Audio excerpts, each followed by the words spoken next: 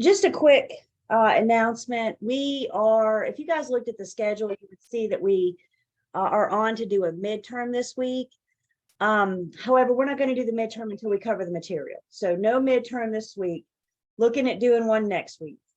So before we leave each other Thursday night, we'll talk about what next week looks like, and it probably does include the midterm. So we're getting there and we'll talk about it.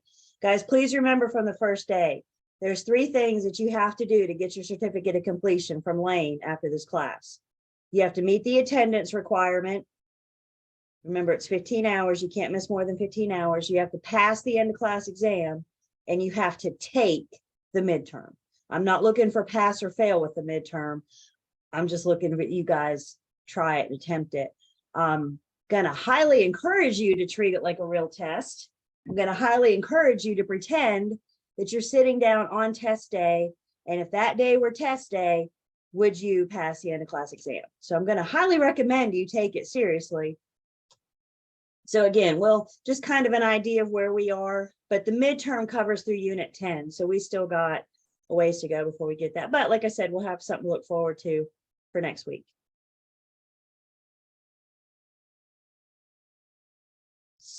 So we're near the end of unit 8, and we're in the throes of the math. And I just have the commission map up here as a reminder. You should have a picture on your phone or a screenshot from last week. But we've done a couple of these problems, but I think a good way to start is to do another one. So we're just going to have a quick review on commission math. And then we need to talk about seller net. And then we're done with agency. We are ready to put agency behind us. Anybody else ready to put agency behind? Y'all can't, right? Y'all got to keep studying agency to keep it, right? So you're ready to test for it in March. But we are going to move on from agency tonight because there's other stuff on your test. There's other stuff to cover. So just a quick reminder, there's your commission map. Again, that's the visual. We take the word problem, we map it out to show what it looks like. You have a commission map in motion on page 242. So you can kind of use that as your guide as well. Please, if you don't have it on your phone, please go ahead and snap another picture of this so we can look at this. Everybody good? You got your map so you know what's supposed to go where. Okay. Y'all got your calculators? So we talked about the TBars. We did that. So here we are. What a great way to start. Once you guys work this problem, tell me in a private chat only. And then we'll talk about it. Give you guys a few minutes.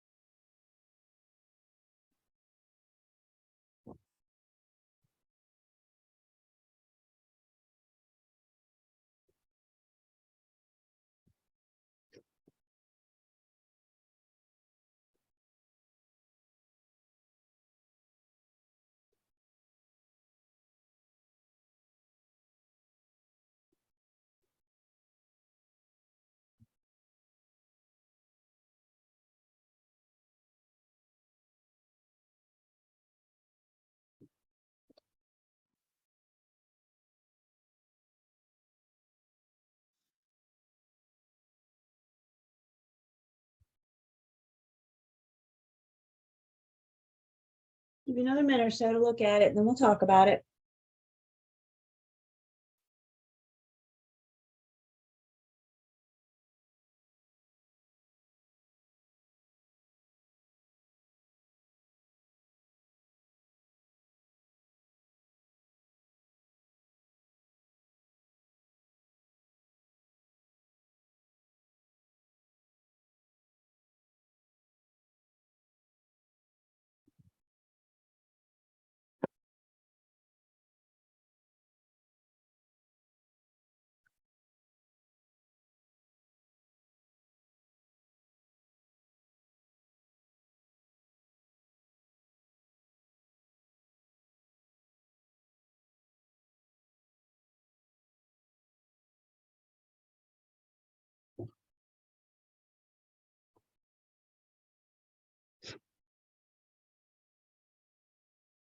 You guys ready?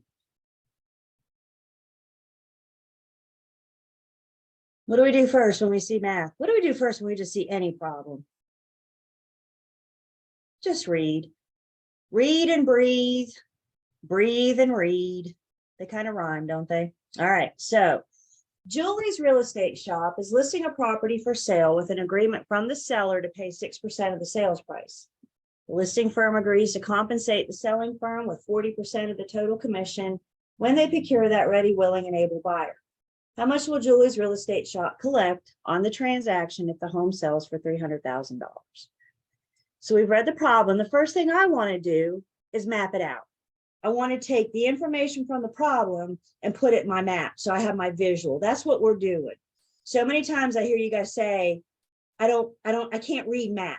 So then don't. Put it in a visual. Put it in something like the commission map where you can see what it's doing. So the top of the commission map starts with our sales price and total commission. And then from there, somehow that's going to get split between the listing firm and the selling firm. Maybe it's 50-50, maybe it's not, doesn't matter. The listing side plus the selling side are going to equal the total commission. Listing firm agrees to compensate the selling firm with 40%. So if I'm going to give you 40%, how much is the listing firm going to retain? How much is Julie's real estate shop going to keep for themselves? I can see your mouths move. So yeah, so we're going to do 60%. That's what I needed from the selling side. I needed to know what I'm going to give them so I know whatever's left. Isn't 60% plus 40% 100%? That's how we're divvying the sides. That which we mean the listing side plus the selling side needs to equal the total commission. We remember what the word of means in a word problem. Yes? Let's see everybody's mouth move. Word of means multiply. So it tells me that the commission is 40, the selling side, for example, is 40% of the total commission. Do I know the total commission? Do I know the total amount?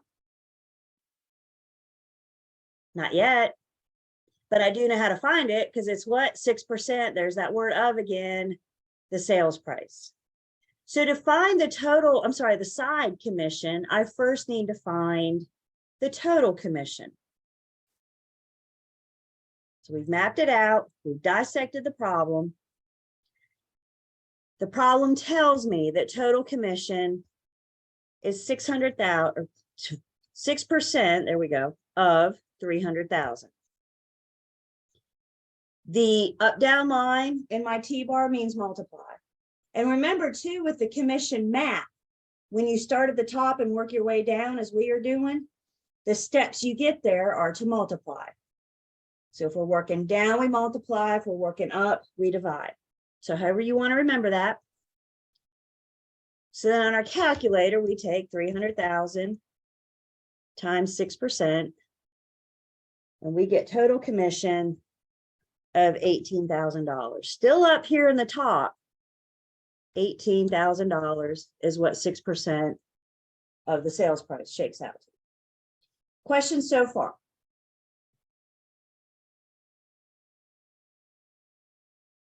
Welcome.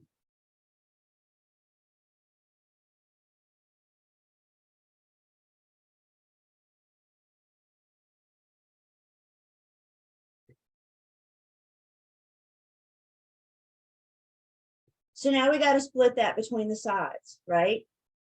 We've already determined if the selling side is getting 40% of the total commission, that means the listing side, Julie's Real Estate Shop, is going to get 60% of the total commission. So there's another T-bar that we get to use.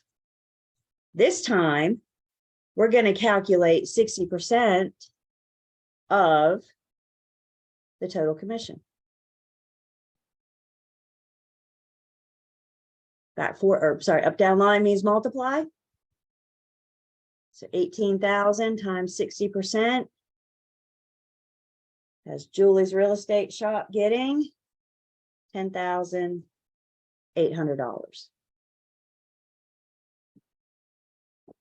The question ends there. But if it went on to say, this is how we're going to split it with the agent, then that 10,800 is what we would split between the firm and the agent. Evidently, Julie's Real Estate Shop doesn't care about paying any of you. I'm paid, so I'm good. We're moving on. No, I don't know. So if you were to proceed to split it with the agents, how would you go about that? That's a great question. And this problem doesn't give me enough information, right? The problem would have to go on and say, Julie's Real Estate Shop shares X amount of her commission with the agent. Oh, for us to do the math for that? That's right. I don't have that information because I don't know how much of my split you're going to get. Okay, so with the T-bar, we put whatever side in that. Okay, because I was putting it on top and dividing and getting a bigger number. That's where I was getting confused. And your little flag went up. You said, this doesn't look right, does it? So that's, again, if you go, and I'll go back just for 1 second. Can I clear? Everybody have, if I clear the red? Everybody good? Okay, so if we go back just for 1 second, that's what we're saying with the map. Anytime you work down the map, you steps to take, you get there are to multiply. Whenever you're working up the map, like if they give you the listing agent's commission and they want to know the sales price, now we're working up the map and the steps that we take to get there are to divide. So there's a couple of different ways we can see this. You can, be familiar with the map. You can use the T-bar. My formula, people, your formulas for commission math are on page 243. You see those three, well, there's 4 formulas there. Don't worry about seller net right now. But 243 gives us how to find commission, sales price, and commission rate. However your brain sees it, makes no difference to me, as long as you get that 10,800 that Julie's Real Estate Shop is going to collect.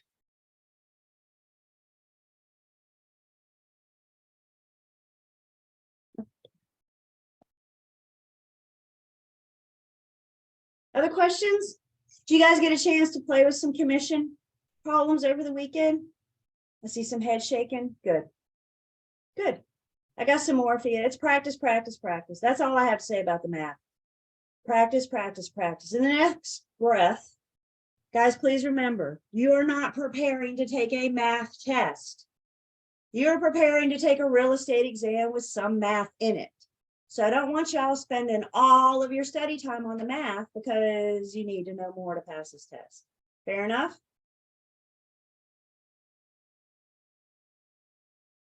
Okay. The problems that we worked last week, and then this one about Julie's Real Estate Shop, the problems that we've been working with the commission map are typical residential sales. Remember, all firms are different, but typically that's how we're going to figure math when we do residential. Sometimes commercial commission is figured a little differently. Anybody thinking about going into commercial? Anybody heading that route? A few of you, maybe. Wait until you get my license first and then ask me these questions, Julie. I hear you. All right. So if you go into commercial, you may find that you're paid, the firm may pay you a different way just by the nature of the commercial transaction. And to figure out commercial commission math, I don't really have a formula for it. The formula is embedded in the problem. So the only way I know how to do these is just kind of toss y'all on the deep end and have you guys start swimming. These types of problems that we're going to do next are called graduated commission problems. So when you come across these in your practice, you might have seen some this weekend. What we're looking at is graduated commission. And again, it's most common to see these in commercial transactions. So here's our problem. It says a firm pays their brokers a commission based on the graduated sales commission plan. Per the agreement, the firm will pay 5% commission on the first 200,000 the sales price, 3% on the next 200,000, and 1% on any amount over that. How much commission will the firm receive on a sales price of $900,000? As with the other math, commission is going to be based off of the sales price. So we can almost always start with the sales price. The problem says that we're going to pay 5% commission on the first 200,000. So from the sales price, the first thing I'm going to do is deduct 200,000. There's 3% on the next 200,000. So we're going to deduct another 200,000. And then a 1% on any amount over that. So I started with my 900 sales price. I deducted the first 200,000. I deducted the next 200,000. What am I going to be left with? $500,000. So what's the amount over that? $500,000. So what we're doing is accounting for each tier, each graduated tier, if you will. You get more commission on the first 200 than you do the next one and the one after that. So now that we have that piece figured out, now we can say in the first 200,000, they're going to pay 5%. On the next 200,000, they're going to pay 3%. And then any amount over that, they're going to pay 1%, which we just figured 900 minus the first 200 minus the next 200 leaves us with $500,000.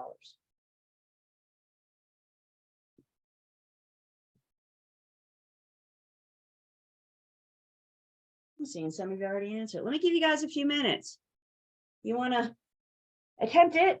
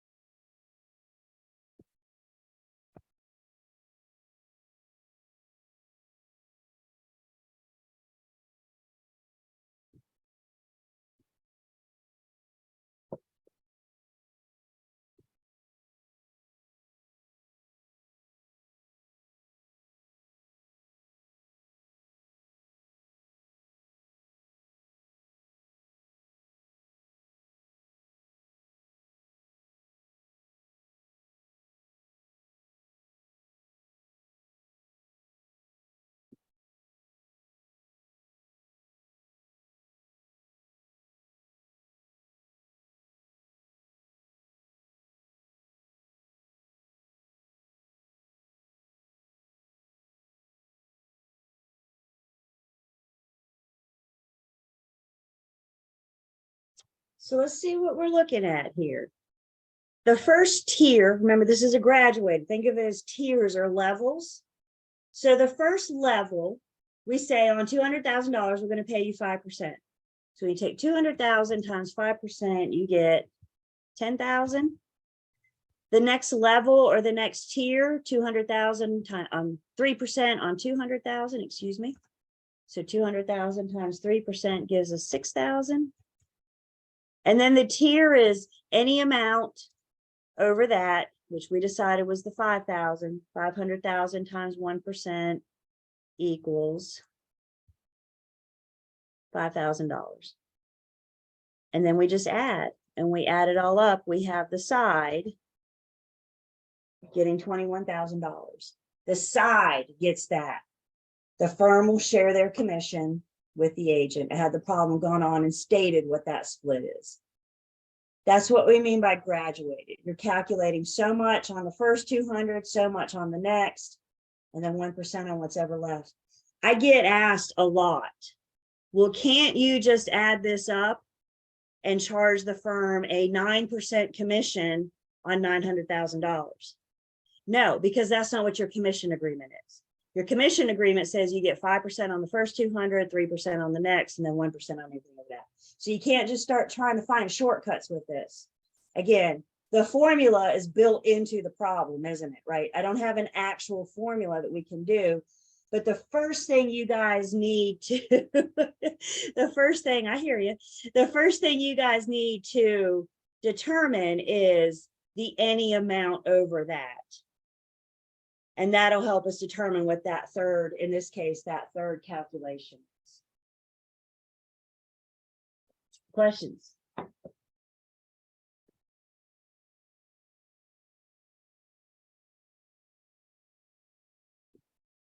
There is some practice. I think there's one in your book, Sum and Learn Test Passed. You guys may have bumped into it this weekend and said, oh, what is this? Well, there you go.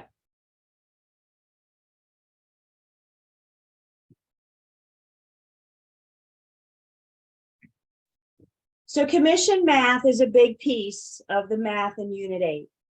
Guys, when you guys affiliate with your firms, once you know what your compensation split's going to be, it's so important that you know how to calculate your own commission. Yes, you have administrative that will handle all that, but sometimes your admin makes mistakes. Don't you want to make sure the money you're getting is right? So I recommend that once you know your commission split, I recommend you sitting down and figure out how to calculate your commission.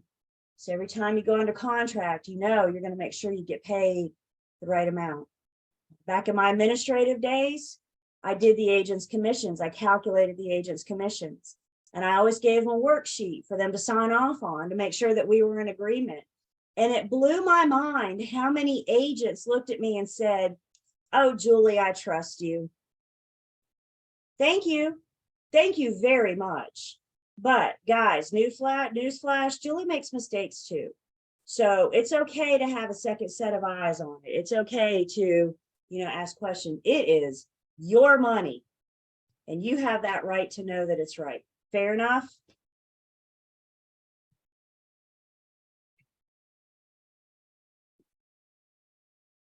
Okay. The other math in this unit is seller net, something called seller net. So let me ask you guys a question and shake your head yes or no. Do you think it's common for the seller to look at you and say, if you sell my house, how much am I going to make? Is that a common question? Well, yeah, because it isn't like what's in it for me, right? Like bottom line, you sell my house, what's in it for me? So the seller's asking, how much am I going to make? And that's what we get into with seller net. We need to, the problems we're going to see with these, we're going to help the seller determine what their sales price is to get them that amount. So before we start that discussion, let me introduce you to our TBAR first. And go ahead and write it down or take a picture of it or something really quick, and then we'll explain what it means.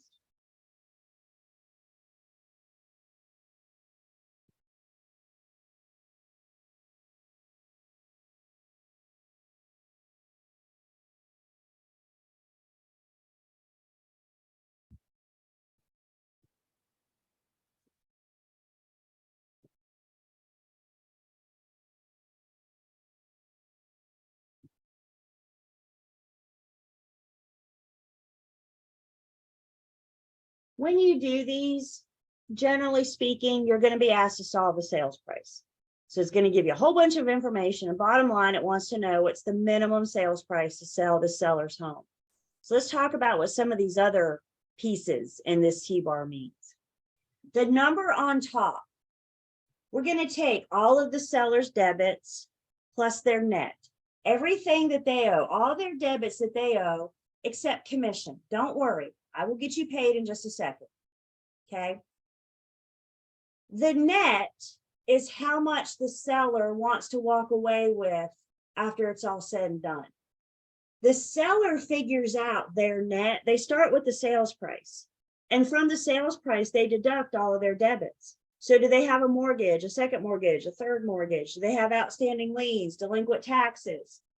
All the money that they owe as part of this closing. They deduct that from the sales price. They pay me and you.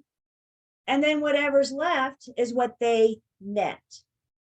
Again, do you think it's a common question for a seller, or common for a seller to look at you and say, in order for me to sell my home, I have got to make X amount.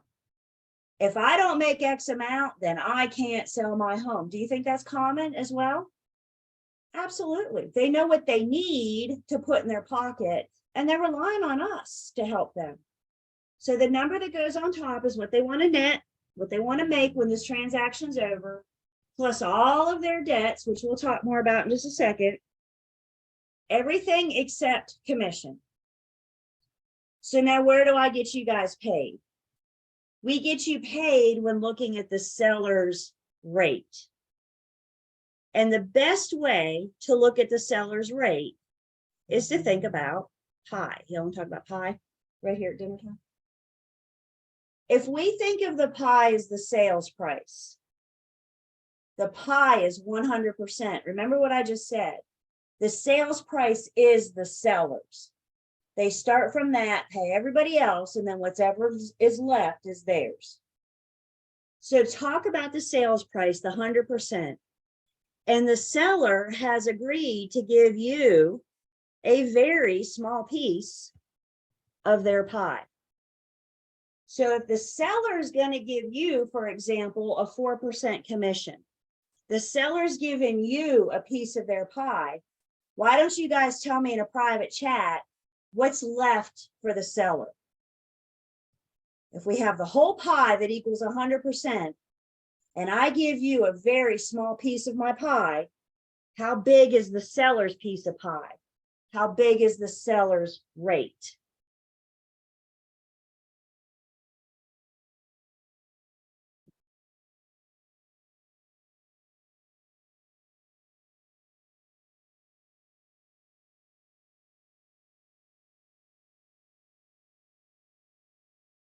Yeah. So to find the seller's rate, we take 100% minus the agreed upon commission, and whatever's left is the seller's rate, or in this case, 96%. Think like the seller. I'm giving you a small piece of my pie. Now, through the eyes of the seller, I have 96% of the sales price to pay off all my debts, all my expenses, and whatever's left goes to me.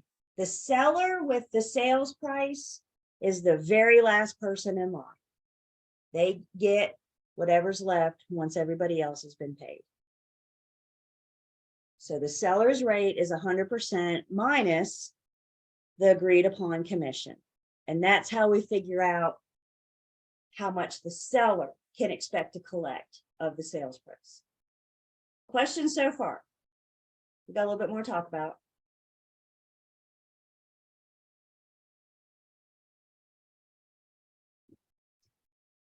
So we mentioned sellers' debt, sellers' debts. And, you know, typically when we get into Unit 21, we're going to talk more about sellers' debits and credits and the buyer's debits and credits. We're going to break that down. But for right now, we need to understand things that are typically going to be debits to the buyer. I'm sorry, the seller, excuse me. The seller is almost always responsible for paying commission. The seller is responsible for paying the deed preparation fee. The attorney is going to charge a fee to prepare the deed to get it ready for closing. And that's going to be a seller's debt. And then remember back in Unit 5, we talked about excise tax. And that also is going to be a seller's debt. I always say, if you can remember your alphabet, you can remember CDE, commission, deed prep, excise tax. In addition to those three things, other sellers' debts are going to be their expenses, their mortgages, their outstanding liens, their unsatisfied debts. The seller's responsible for their own debt. Make sense? We're always going to do what the problem tells us. So if, for example, the problem tells you that the buyer's paying the commission, then we're not going to charge it to the seller. When I say the seller typically pays CDE, unless the problem tells me otherwise.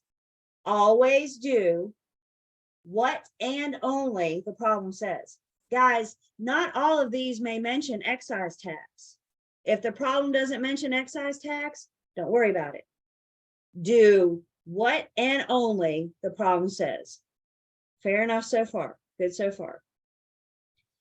The second piece of this is our seller's rate. Again, thinking about pie, 100% being the sales price. The seller is giving us a very small piece of their pie. Do they have to hire us and offer us any pie? No, they could go for sale by owner, but they chose to hire us. Thus, they're choosing to pay us.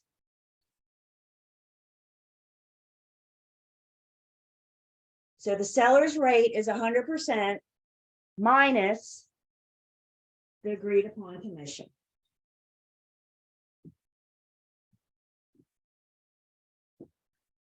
So here's one for you guys. Tell me in a private chat what you think.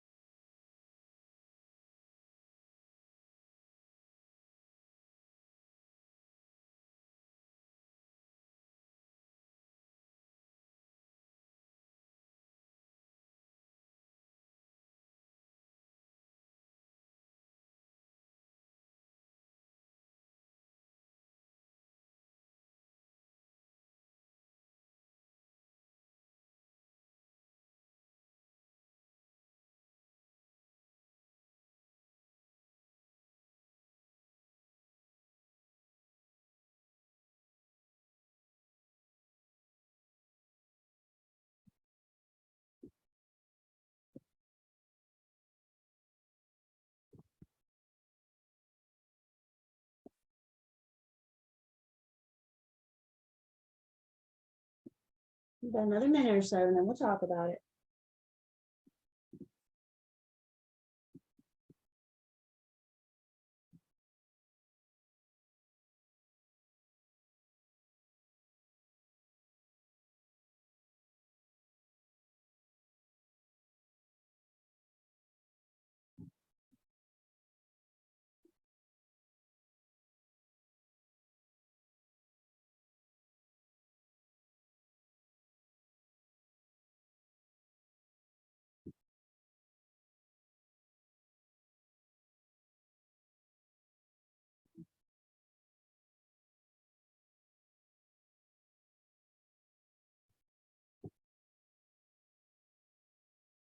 Okay.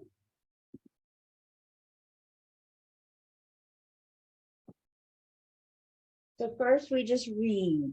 Property owner wishes to net 56,500 from the sale of her small building.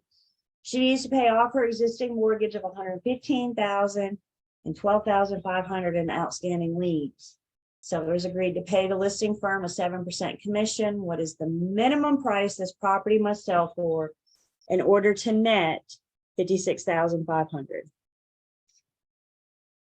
I've read the problem. I know I can use a T-bar. Let's start filling in what we know. What's the problem asking? What's the problem asking me for? It wants to know the sales price, specifically the minimum sales price. And so in our T-bar, if I'm identifying my X first, then that lets me know, that helps keep me in line, keep me heading towards that final goal of finding that minimum sales price. Now let's talk about the number on top. The seller wishes to net $56,005. Again, what seller net means is when this transaction's all said and done, once everything's been paid and that deed changes hands, we are handing the seller a check. And that check made out to the seller, this one wishes 56,500. That's seller net. How much do they want to make when this transaction is said and done? So the number on top is their net plus all of their debits, all of their expenses. So we have a mortgage that we must pay off to convey. And this seller has outstanding liens, 12,500. When I add all those up, their net plus their debits, everything but commission, I get a number on top of $184,000. That's all the seller's debits plus their net. Questions on that number?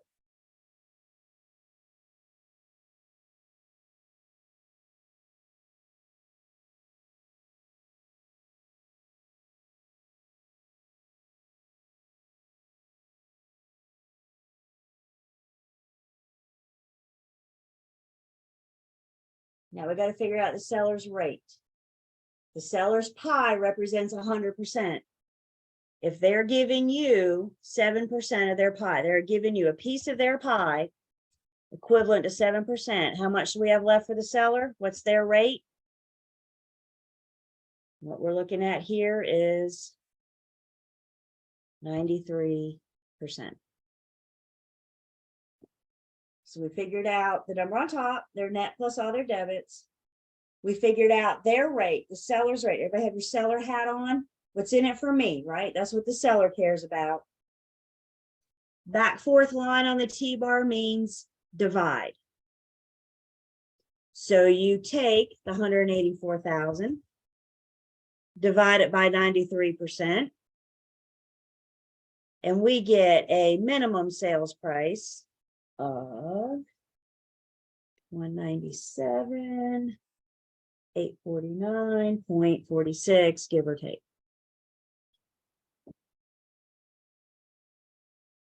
So what we're saying here, in order for me to put $56,500 in the seller's pocket and have them pay off their debt and have them pay me, I gotta sell their house for a minimum of 197,849.46. If I sell their house for 1 cent less than that, that money comes out of the seller's net. They have to pay off their mortgage. They have to pay off their liens. Aren't they contractually obligated to pay me 7% through a listing agreement? So they have to pay me. So anything less than the sales price means the seller's not getting $56,500. Do I have a happy seller? No. But guess what? Anything more than the sales price means now the seller's getting more than $56,500. You guys with me? Again, they're contractually obligated to pay me. No way, no way that they can avoid paying off their debts in order to convey that title. Guys, at this point, before you get too excited and start running their home out or listing their home for the 180, not the 197, 849, 46. Before you make any promises, yeah, I could sell your house for that, no problem. Before we continue, this is where we need to go pull our comps. This is where we need to do our CMA, our comparative market analysis. I need to make sure that according to my research, I can sell their house for this, because it may be the difference in whether or not the seller can actually list it or not. They're telling you this is what they need, 56,500. So we're making sure not only what the minimum sales price is, but also making sure that the market will support that, making sure that we're able to do that. And that's what we're talking about in unit 17 is that CMA. Okay, but when you're closing, now they got to pay, who pays the title insurance, the title people and everything. So that's even more closing cost. Oh, absolutely. This problem does not handle all the closing costs. So again, we always only do what the problem tells us. Okay. Guys, I had this seller. I was getting ready to list his home. And his answer to practically everything I asked him was, I don't care as long as I make X amount. So I said, what do you want to list it for? He said, I don't care as long as I make X amount. We got an offer in. I said, you want to accept it? He said, I don't care as long as I make X amount. I said, hey, you want to do any repairs? Guess what he said? I don't care as long as I make X amount. The man about drove me nuts. I'm like, dude, I'm going to need like an actual answer from you. I understand. I hear your importance, but that X amount was very important to him. Yes. Let me ask you guys a question. As his listing agent, did I have a material fact on my hand? Big time. Because what's our fourth material fact? If it's important to them, then it's important to who? It's important to me. And for that man, that the only response I could get from him was, I don't care as long as I make X amount. I big time had a material fact on my hand. Yes. Because he didn't care. It wasn't that he was being difficult. He genuinely didn't care as long as at the end of the transaction, I put a check for that amount in his hands. And that, again, is a very common. He knew what he needed. When I was figuring out his expenses, you better believe I overestimated everything just to give myself plenty of room. I put more than X amount in his pocket. You'd think he'd be happy, but guess what? He didn't care because he got X amount. That's all he wanted. We got through it. But you guys see what I'm saying, right? And again, before I can make these promises, now obviously, yes, in real life, we got to take in all of their expenses. We're going to talk about going to closing and some of those other expenses, deed preparation, excise tax, all that when we get to unit 21. Questions on this one? Seller net, plenty of practice for you guys, plenty of homework. Never worry about practice.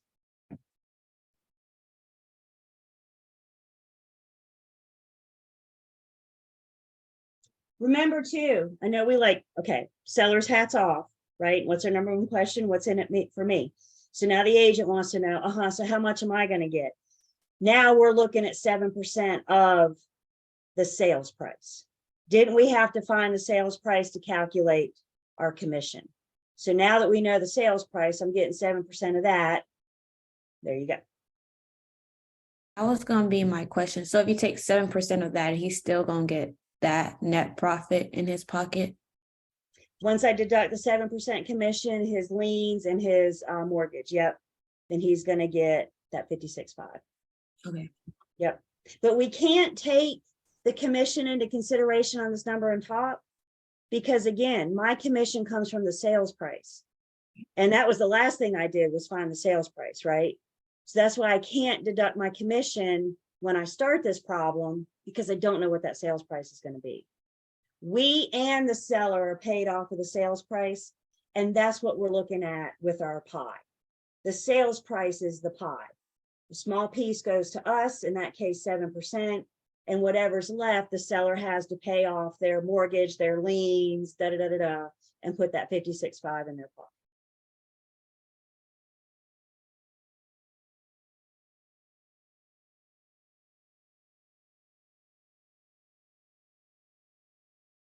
That, phew, officially gets us through agency. I wasn't joshing y'all when I tried to tell you where we're going, did I? So agency, there's key terms back in page 187 for unit 8. Don't forget about unit 7 as well. You got your key point review, your Cliff's notes, the review on page 243.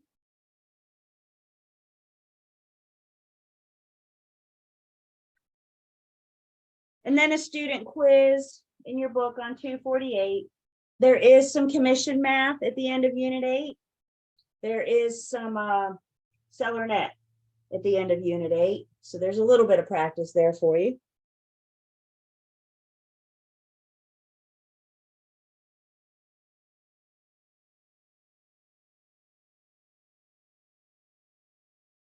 The math concepts of the math we just did, talking about that commission map, is 242 to 243. And then those 50 problems in the back of the book on pages 803 to 808. These are the numbers that relate to the math that we just covered in unit 8. So there's some additional practice for you guys. I always consider the 50 problems in the back of the book to be like 201. So start with the end of the unit, master that, and then go to page 803 and tackle these numbers. They just tend to be a little bit, I hate to say trickier, but make you think.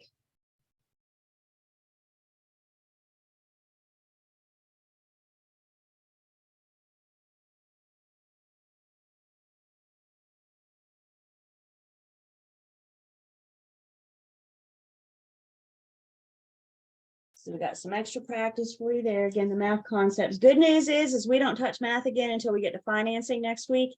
Doesn't stand to reason that financing has math in it. It's kind of in the name, right? So we'll pick our calculator up again. This is a great time for you guys to get caught up. We've done unit 3 math, we've done unit 4 math, and now we've done unit 8. So knowing that there's more math coming, get yourself caught up so we can get ready to do finance math. So there's problems in the back of the book, but wait, there's more. Also in Learn Test Pass under the Unit 8 material, I have a commission and seller net math worksheet. So there's some additional practice in Learn Online Learning System. Yes, I have the solutions. And you can see I've mapped it out. If that works for you, if the map is helpful, use it. If it's not, then don't. I'm a picture person. I like images, and that's what the map does for me. It allows me to put that word problem into an image. And then there's some additional commission math practice. Most of what we do, most of what you're going to see is working down the commission math, where you multiply each step. This additional commission math is working up the commission math. So it's going to start, for example, by giving you the what the agent was paid, and it's going to ask you to find the selling price. And remember, the steps we take up the commission map are to divide. So that gives you some practice working that several different ways. And yes, I got the solution with the map. Studying the solutions does not help you until you get stuck, unless you get stuck, and maybe they'll help you. Y'all stop, look at y'all writing that down. Stop it. Okay. Do the problems first. Questions? Commission math and seller net. I told you guys on day 1, you're not going to use everything that we teach and we learn in this class in the real world. You know one thing you're going to learn in the real world? Commission math and seller net.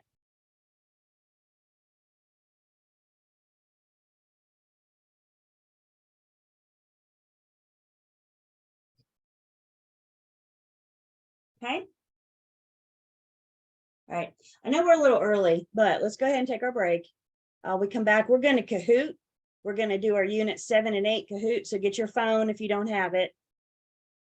And then we're going to wrap up agency. Put it behind us.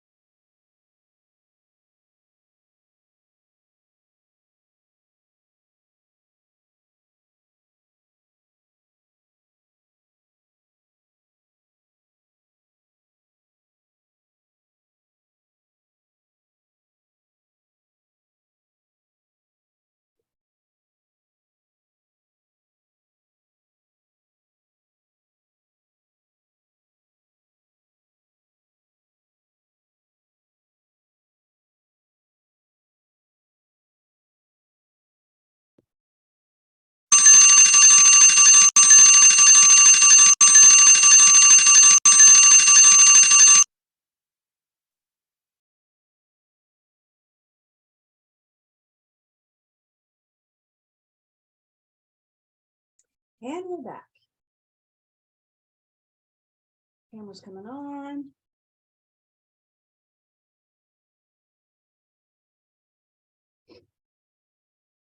Y'all got your phones? Do some Kahooting. All right, so I'm going to take attendance.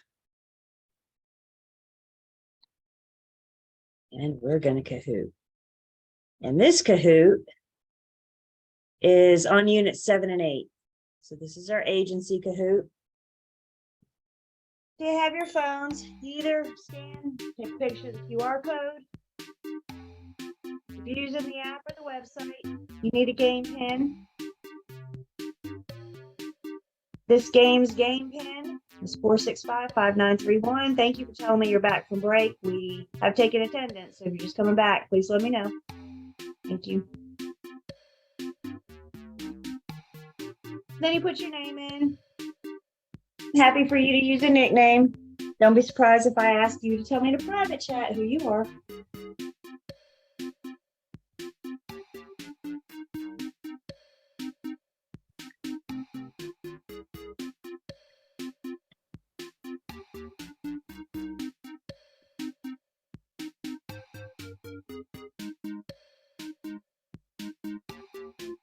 Y'all hear that music now, don't you? Let's just say Kahoot music isn't my cup of tea. It's not what you're going to see me driving down the road jamming out to. It's just not it. Okay. If you don't want to play on your phone in Kahoot, that's fine. Just play in your mind. See how you're doing in your mind. Everybody in that wants to play? Ready? All right. Agency Kahoot. Let's wrap up units 7 and 8. Question number 1.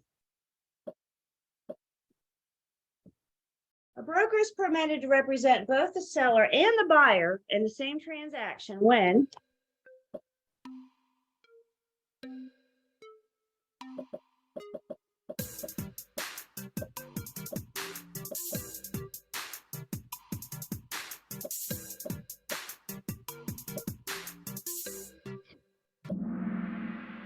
wow, y'all busted through that one. Good job, guys. When can we practice dual agency? When we have intentionally created with what? Informed written consent. It's not up to me. It's not up to what I think is best. It's not up to my commission. We can represent both the seller and the buyer in the same transaction when I've been informed and I have both parties' agreement to dual agency. Questions on this one?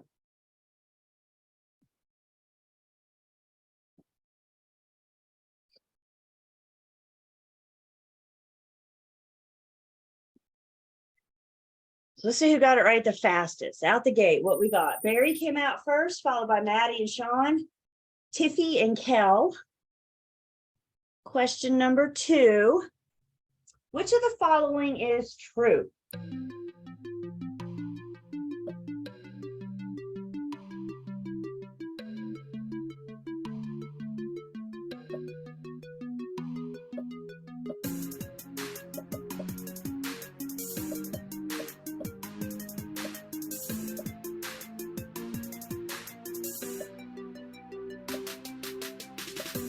Five seconds.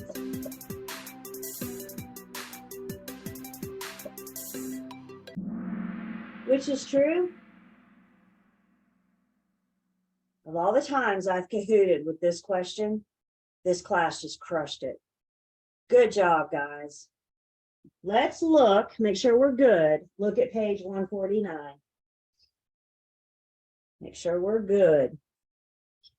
In 149, we talked about the universal agent, the general agent, and the special agent. The universal agent is the purple unicorn. How often do we see one of those running around? Not often, right?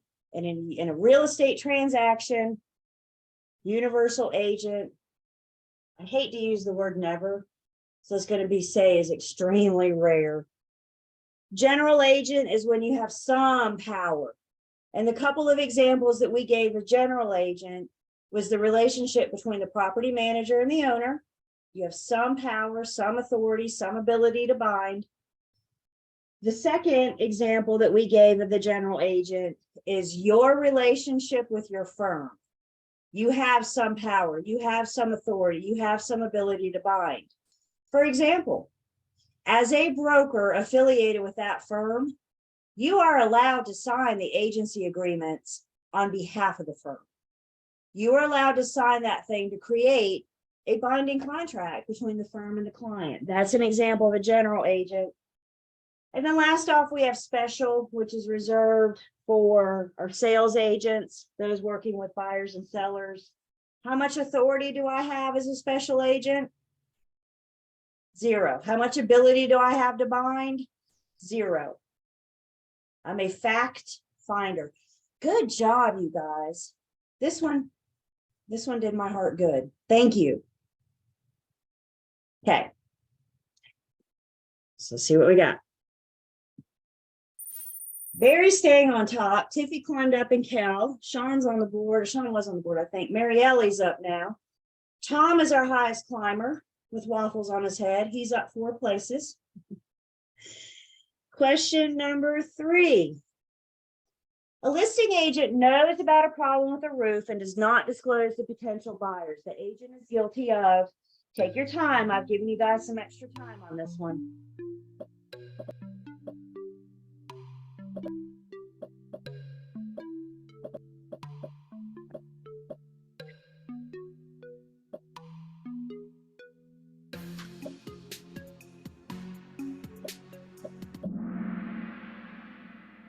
That was super fast. So the listing agent knows about a problem with the roof and does not disclose to potential buyers. When we see problems like this, the first thing I want you to ask yourself, did the agent lie or did they keep their mouth shut?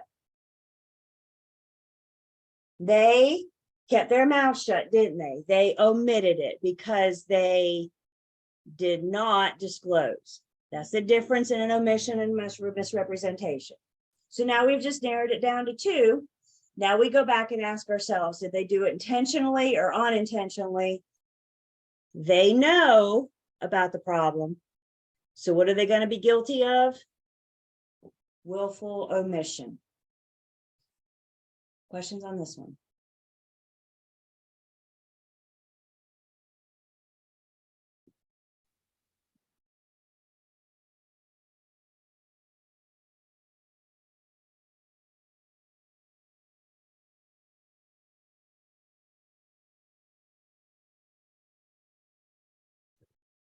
So we got Barry and Tiffy are staying where they are. Marielle's come up. Sean's staying right there. Michaela's on the board.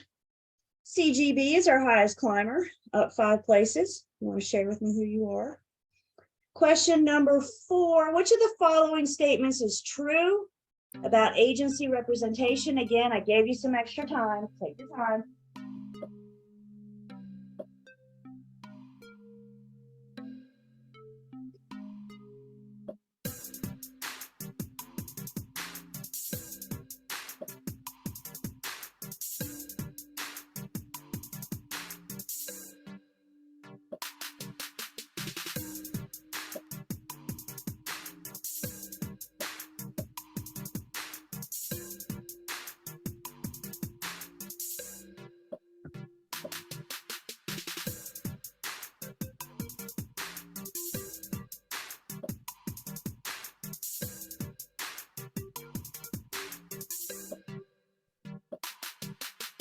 Ten seconds.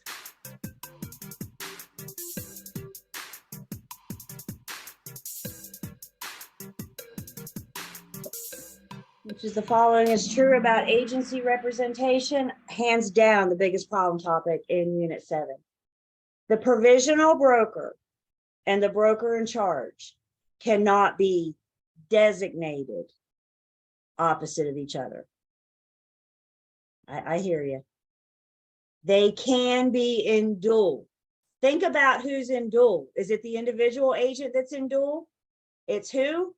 It's the firm that's in dual. So they can be in dual because it's the firm that's in dual. They cannot be designated. Any other relationship is allowed to be designated opposite each other as long as you haven't received prior confidential information about the other side. What questions do I have on this one? Yeah, so with the blue one, they're working together instead of against. Is that why it's right? Well, they can act, it's right because they can be dual agents because it's the firm that's a dual agent, not the individual. But no, I'm not getting it. They can be in dual. Remember, dual and designated are two separate things. Dual means we're all straddling the wall. We're all giving 50-50 to each party. Once you've been designated, one agent has been kicked off the wall to work exclusively with the buyer, and a different agent has been kicked off the wall to work exclusively with the seller. That's designated. And those two agents kicked off the wall one can't be the BIC, the other can't be the provisional broker. That's not allowed. But they can and often are in dual. Got you.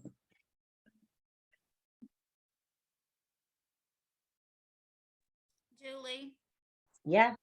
I have a question. So I'm assuming, I knew it was the blue one, but I think for her, I don't like with designated because the BIC is supposed to be like the provisional broker supervisor Mhm. and supposed to give them tasks and be involved in what they're doing, then they can't be designated. That's why they can't.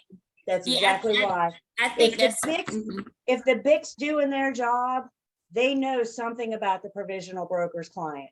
Because maybe they went with you to the listing appointment. Maybe they prepared you for the buyer consultation appointment, right? If the BIC's doing their job, they are in your back pocket Right. and they know something about your client. They know what's going on. Yeah. And that's why, Kelly, that's exactly right. It's the nature of that relationship.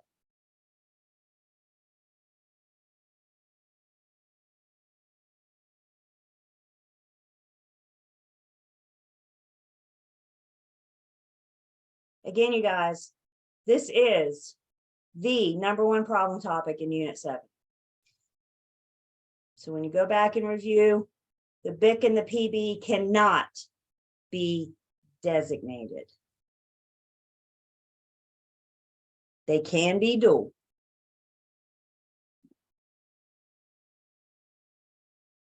Okay, so let's see what happens here. Well, that didn't shift at all. Let's see, 9 of you, let's see. Oh, some of you just dropped your answer streak. That's all right. Let's get it back this round. We ready? Working with real estate agent disclosure must be given.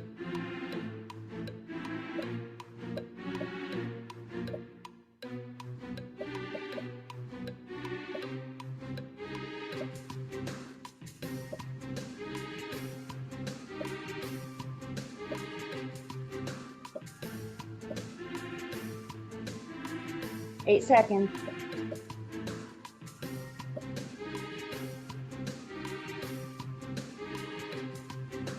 WWREA disclosure must be given to consumers and real estate sales transaction. That's probably the biggest problem topic in Unit 7. So we recap that in Kahoot. Required for all sales transactions. What's wrong with the blue one? After is too late. The rule says we need to do first or working with real estate agent disclosure before I learn something about you, before first substantial contact. Once I've learned everything about you and then say, oh, by the way, everything you just told me I had to share with my seller, is that fair to the consumer?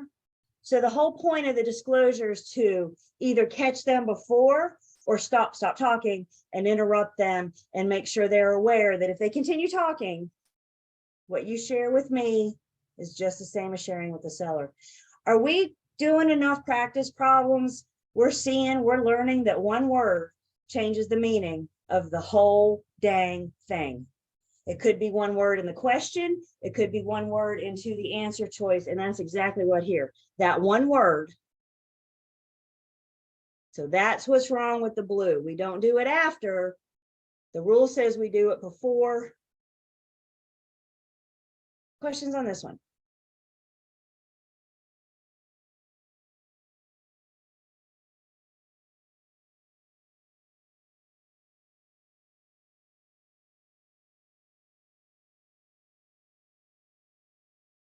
Now let's see what's happening here.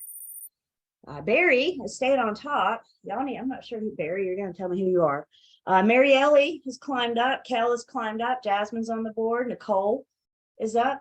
Tom is our highest climber again, up 5 places.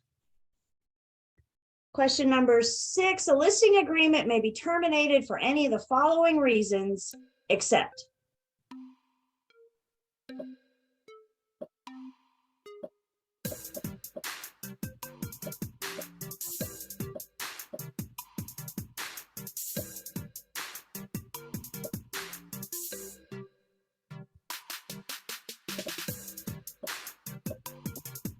Seven seconds.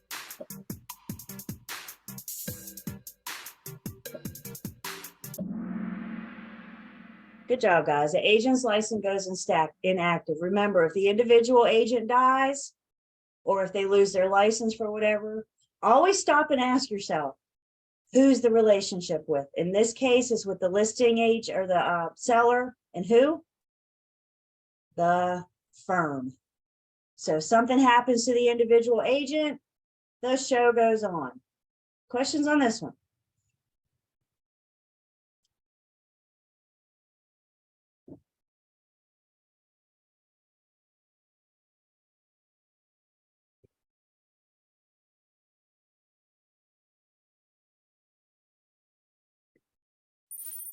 Barry's on fire now and still on top. Mary Ellie and Cal. Nicole came up. Christina's on the board. Barry's got an answer streak of 6.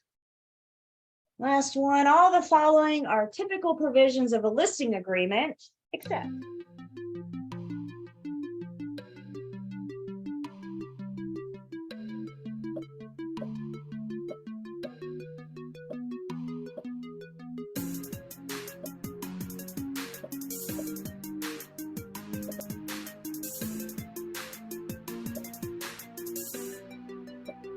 Seven seconds.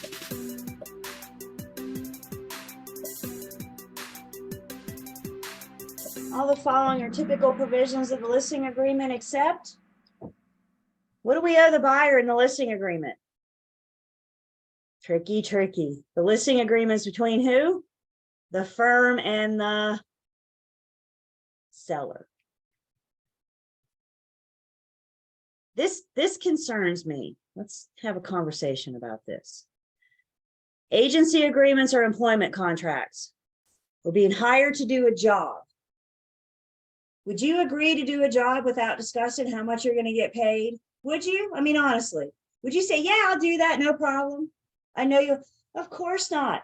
We have to discuss our payment. We have got to discuss our compensation in our employment contracts, which are our listing agreements. We would never go on a job interview and not ask, how much am I going to get paid? Can we all agree with that? So we're not going to go to our listing appointment and have this conversation. We're not going to go to our buyer's consultation and not have this conversation. Always discuss and agree to the commission. I'm trying to get you guys paid here. Questions on this one? So we're not responsible for the buyers in like what way? Not in the listing agreement. The listing agreement is not going to discuss the responsibility of the buyers because that's an agreement between the firm and the seller.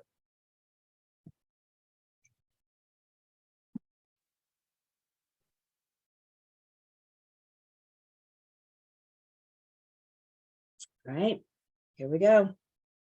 Our podium winners. Third place is Christina, climbed up again. Second place is Nicole, climbed up. And our first place is Barry. Got fourth and fifth runners up, Tom and Tiffy. That's a good Kahoot, you guys. Keep going back and studying agency. Incorporate that in your study time a little bit each time. I'm telling you, if you don't touch agency now until the end of February, 1st of March, you're going to forget everything you've learned the last couple of weeks. How are you going to master agency? You got to keep going back and touching it. You got to keep going back and review it. We've got YouTube channels, your book, online learning system. I've given you guys several resources for agency, so you can keep going back and refreshing it. You know, the next time we see each other is going to be February, right? Isn't that hard to believe? February goes by pretty fast too. So let's not be surprised when all of a sudden it's March. Questions, comments, concerns?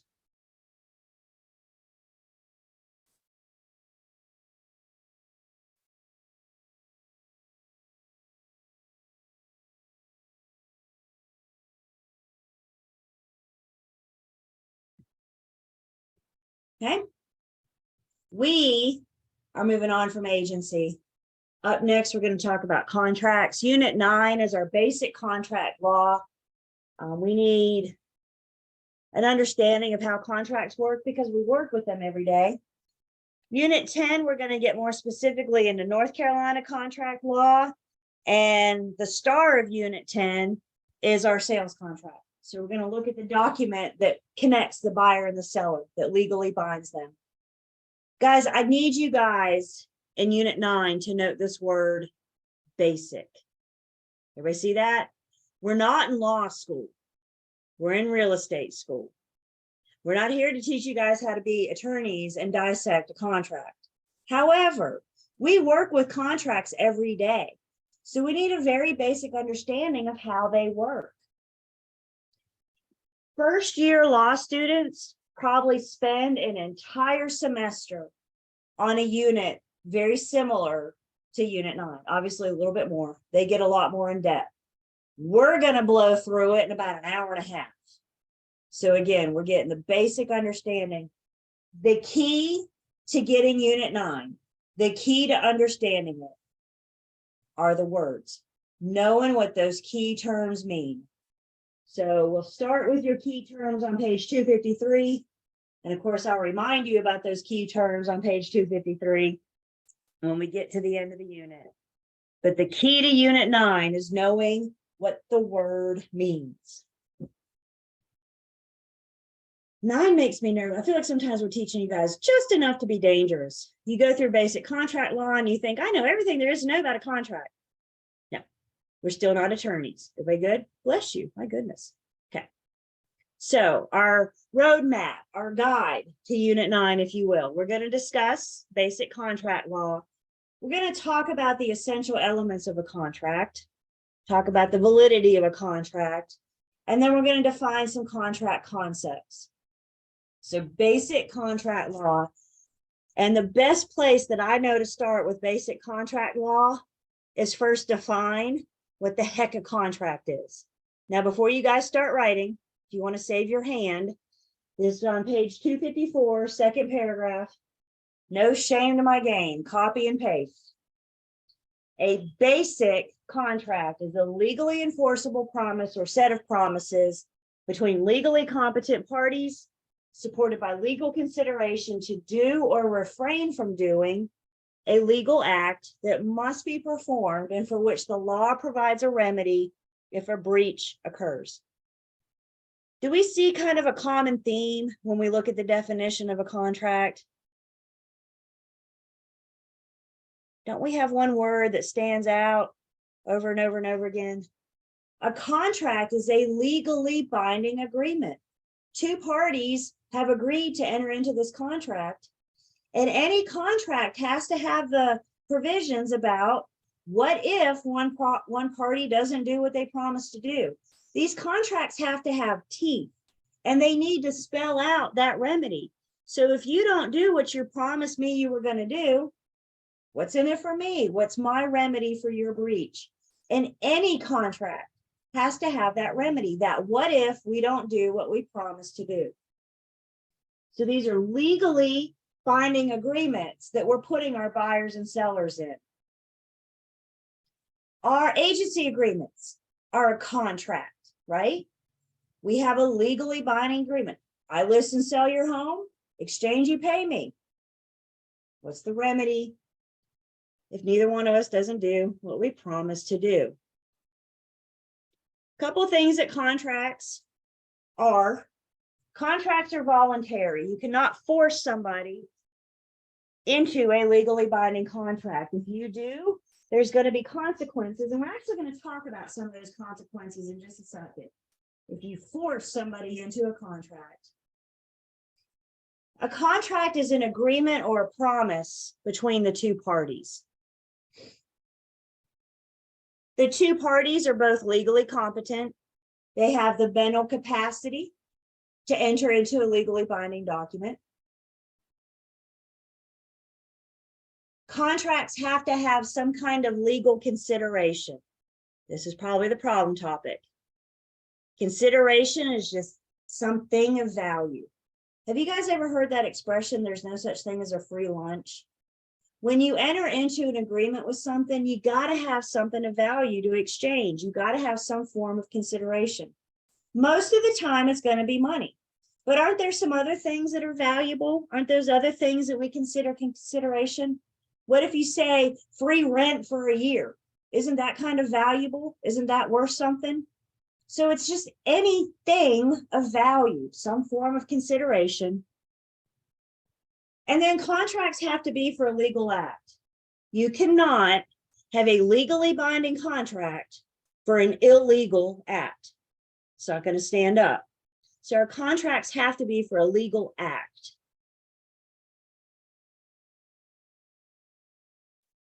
Starting on page 254, we're just going to start defining some words. We've already talked about express versus implied. I'm talking about it again.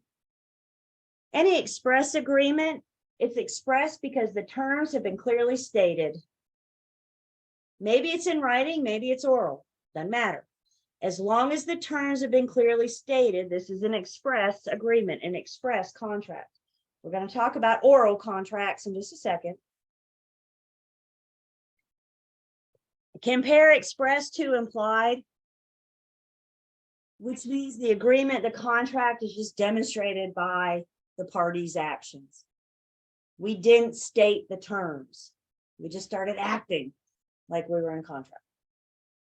So express versus implied.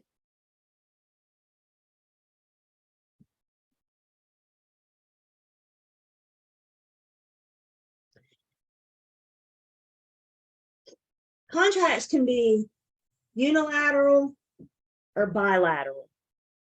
In contract world, lateral, it's a terrible line. Lateral means side. So in a unilateral contract, how many sides have to perform? Uni means just one. In a bilateral contract, how many sides have to perform? Both sides, two sides. Most of what we deal with is a bilateral contract. Our sales contract is a bilateral contract between seller and buyer. Seller has duties and obligations to the buyer. Buyer has duties and obligations to the seller. It's a two-way street. Our agency agreements are a bilateral contract. The client has duties and responsibilities to the firm. The firm has duties and responsibilities to the client. We do have an example of a unilateral contract in real estate. And we will see that when we get to the end of Unit 10. So we'll talk about what that unilateral agreement in real estate is. We're getting there. So unilateral and bilateral.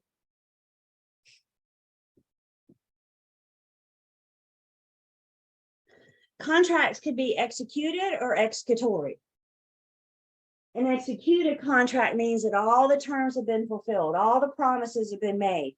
If we're talking about the sales contract, we've gotten this thing to closing and the deed recorded, it's a done deal.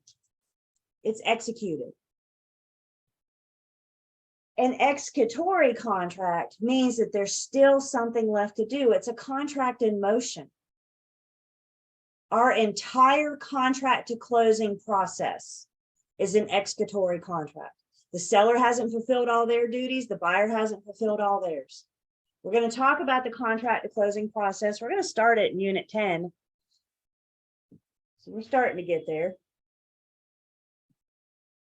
So executed is complete, executory is in motion. Have you guys learned by now that real estate's one of those fun industries where we may have one word that could have several different meanings? Isn't that a good time? The word executed is one of those words. So I'm telling you right now, an executed contract could be that it's closed, all the terms have been fulfilled. An executed contract could also mean that it's been signed. How you determine, is it gone to closing or is it signed? You're going to have to use your context clues. We'll look at an example in just a second. But know that the word executed could have two different meanings. Either the terms are complete or it has been signed. So if we look at our example, seller and buyer signed, i.e. executed a purchase agreement, creating a legally binding contract. The closing took place 6 weeks later. Prior to closing, the contract was executory, meaning that its terms remained to be performed. When the completed closing, the contract became executed. Now we're saying that the contract terms have been fulfilled. We go under contract, it's executed, meaning everybody signs it. Then we executory as we go through that contract to closing process until we get to the day of closing in which all the terms have been complete. Julie, wouldn't that actually, in a sense, be two different contracts you're referring to? The first one that's signed is the listing agreement. I guess they both sign the sales agreement, don't they? Yeah, because this is between the contract in this case is between, yeah, the buyer and the seller. Okay, so never mind. You're right. It's two things. Okay. Context clues to know which we're talking about. You guys got your cameras on you still? Your phones on you, I mean, that includes your camera. Why don't you guys take a quick picture of this? Take a picture with your phone or a screenshot. And then we'll talk about what all this means when we talk about validity of a contract.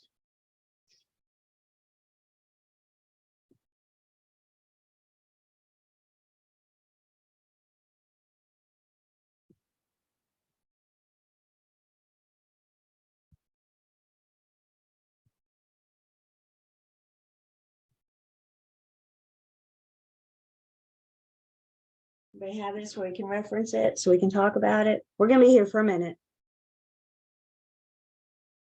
So let's talk about the validity of a contract. The validity of a contract, whether or not a contract is valid or not, is something that the judge gets to determine. If there's any question about the validity of the contract, that's not mine and yours job.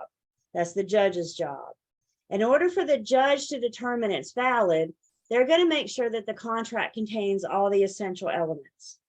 Do you remember back in Unit 5, we talked about the essential elements of a valid deed? And we were trying to figure out how the judge could determine if the deed was valid or not. And what the judge was looking for was the essential elements, the required ingredients of that deed. So now that we're talking about the validity of a contract, that's still exactly what we're talking about, just the document has changed. Again, I'm going to talk about these essential elements in just a second. But when the judge is determining the validity of a contract, the first thing they're going to look for are these essential elements. Most valid contracts are going to be enforceable. An enforceable contract means just that. It'll stand up by itself in a court of law. If you take an enforceable contract to a judge and say, I want out of this, the judge is going to look at that contract and say, it's perfectly valid. It has all the essential elements. If you want out, you suffer the consequences of breach. Most valid contracts are enforceable, meaning they will stand up all by themselves in a court of law. valid contracts can become voidable. These lines mean something. So the contract is perfectly valid, which means we have all the essential elements. The judge has determined that it meets all the requirements, and we have all the essential elements. But the judge can make the contract voidable because one and only one party can take that contract to the judge and say, based on some circumstance, I should not be forced to continue through with the terms of that contract. The judge is going to look at the contract and say, well, it's valid. There's absolutely nothing wrong with the contract. But the one party has the right to stand up and make it voidable. Examples of who that party is that can make it voidable, for example, a minor. You cannot stop a 17-and-a-half-year-old from entering into a legally binding contract, but the judge cannot force them to complete because they are a minor. Another example, somebody that enters into a contract that was intoxicated. If you can prove that you were schnockered when you signed, the judge may say you were not in your right frame of mind. They cannot make you complete. So I want everybody to make sure everybody's hearing me. How many parties have the right to make it voidable? How many parties? Just and only one. One party takes this valid contract to the judge and says, I shouldn't be forced to carry through with the terms of this contract. And if the judge agrees, they'll make the valid contract voidable. I do have some more examples on voidable in just 1 second. So a valid contract, again, you guys, there's nothing wrong with the contract. It's a person that they can make it voidable. The judge can make it voidable. A valid contract can also become unenforceable. You guys see what these lines mean? They're all connected to the valid contract. So an unenforceable contract, we have a valid contract, nothing wrong with the contract itself. But either party could take it to the judge and say, I shouldn't have to perform. I think the biggest example that we have of an unenforceable contract is a handshake agreement. We can enter into an agreement on a handshake, right? But if either one of us does or does not do what we promised to do, and we take it to the judge, and I say, but they told me they would do this, the judge is first going to say what? Show me your contract. And when I say we don't have it, we did it on a handshake, the judge is going to say, get out, that is unenforceable. Here's the deal. With voidable and unenforceable, once again, the contract is perfectly legal. There's nothing wrong with the contract itself. So either one, voidable or unenforceable, could be carried through to closing. They could be complete. These don't automatically become voidable or unenforceable. It's a discretion of the judge. And if we never take this to the judge, we're still in a valid contract. We are still in a legally binding agreement. It's the judge that determines if it's voidable. It's the judge that determines if it's unenforceable. Yes, ma'am. How is an oral agreement a valid contract and contain all the essential elements if it's just like a handshake? And that's a great question, because a written agreement is not an essential element. It's an express agreement, which means the terms have been clearly stated. But remember, express can be in writing or it can be oral. So we could create a valid contract on a handshake. But Jasmine, when you wake up and say, this is shady and I'm not digging this, you go to a judge because we don't have a written contract. And that's when the judge will say, this is done. You girls should have signed something, but since you didn't, this valid contract has become unenforceable. And I know we haven't talked about the essential elements yet, but bear with me, we're getting there. Okay, thank you. Now let's compare a valid contract to a void contract. A void contract is missing an essential element. A void contract, in a sense, you never had a contract to begin with, because you were missing one of these essential elements, because you were missing one of these required ingredients. Again, you guys, if nobody takes it to the judge, this void contract could go on to closing. It's the judge that gets to say, well, gee, you're missing one of these essential elements. So as you guys are seeing these, I need you to stop and first ask yourself, is it a valid contract? Does it have all the essential elements? Or is it void? Do we even have a contract to begin with? If you determine it's a valid contract, then does one party have the right to go to the judge? Do either party have the right to go to the judge? And that's the breakdown of the voidable and the unenforceable. There's also a handy dandy chart for you guys on page 256. Kind of gives you a little breakdown of valid, void, voidable, and unenforceable. I also want you guys to make a note on page 256. Do you guys see the example on 256? For your exam, if we're dealing with a void contract, it's probably because somebody's been declared legally incompetent by a court of law.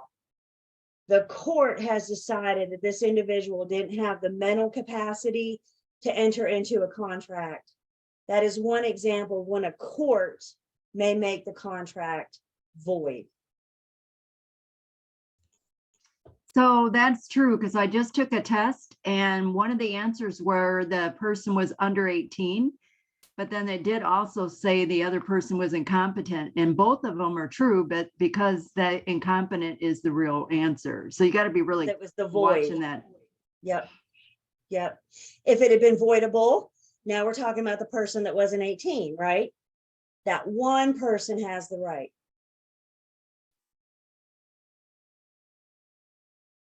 So let's look at an example of this unenforceable. I know that's kind of hard to wrap our brains around. Basic contract law. Now, I do have a provision that's going to require it to be in writing, that I'm getting there. But remember, when the judge is looking for the validity of a document, it's not essential that it be in writing. We can have a valid oral, it's express. Express means what? The terms have been clearly stated. So Steve and Ted orally agree that Ted will sell his home to Steve for $175,000. Neither Ted can enforce the oral contract against Steve, nor Steve against Ted. Ted and Steve can voluntarily carry out their agreement and complete the sale. But if either one refuses, they have no legal remedy. That contract would be unenforceable. It's not a problem until it's a problem, and now it's a problem, right? So Steve and Ted shook hands. One of them didn't do what they promised to do. The other one said, I'm going to take you to court. We went in front of the judge, and the judge said, you don't have anything in writing. I can't, you guys know that he said, she said story, right? You stand in front of the judge, and you say, well, he said this and she said that. The judge is going to say, show me your contract. Well, we didn't have one. We just shook hands. The judge is going to say, get out of here. This is unenforceable. Can Steve and Ted shake hands and come to an agreement? Sure. And that's an oral agreement, but it can't be enforced. And that's where it's important that we understand this valid, void, voidable, unenforceable. Again, you got examples. I like the little picture on 256, the figure there. So would a valid contract under unenforceable contract be like when you say something, but you still give them that email saying that you said that, so that was kind of a valid contract? We don't have a contract, we have an email, and careful, because the judge may determine that email binding, right? So when we say an oral agreement, I say, Nicole, I'm going to buy your house and I'm going to give you X amount. You say, Julie, that sounds good. And we shake hands. Even if we go home and follow it up with an email, the judge may look, I mean, it's up to the judge, but they may not deem that email as a contract.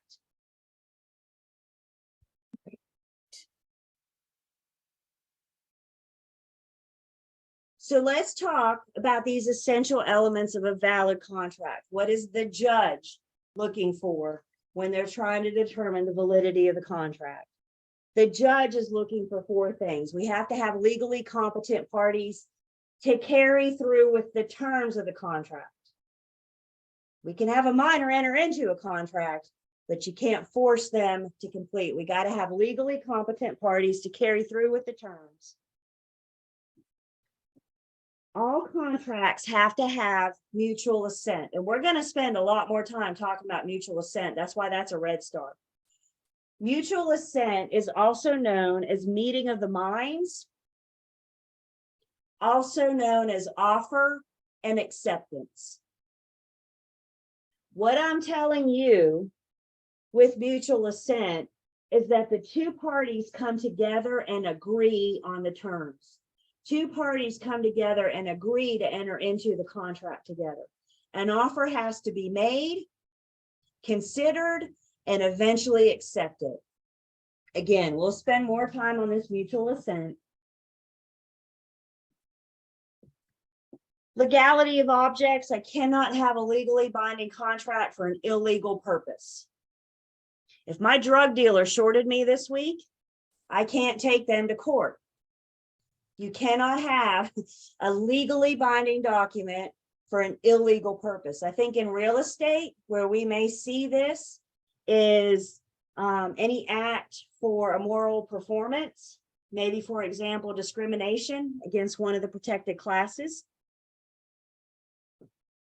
That may make the contract illegal, talking about those protected classes.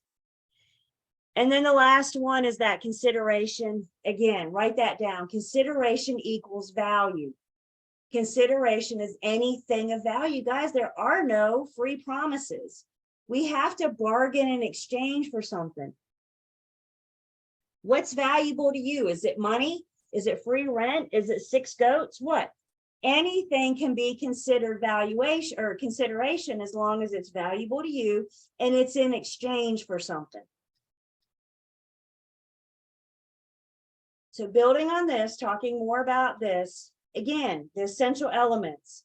This is what the judge is looking for.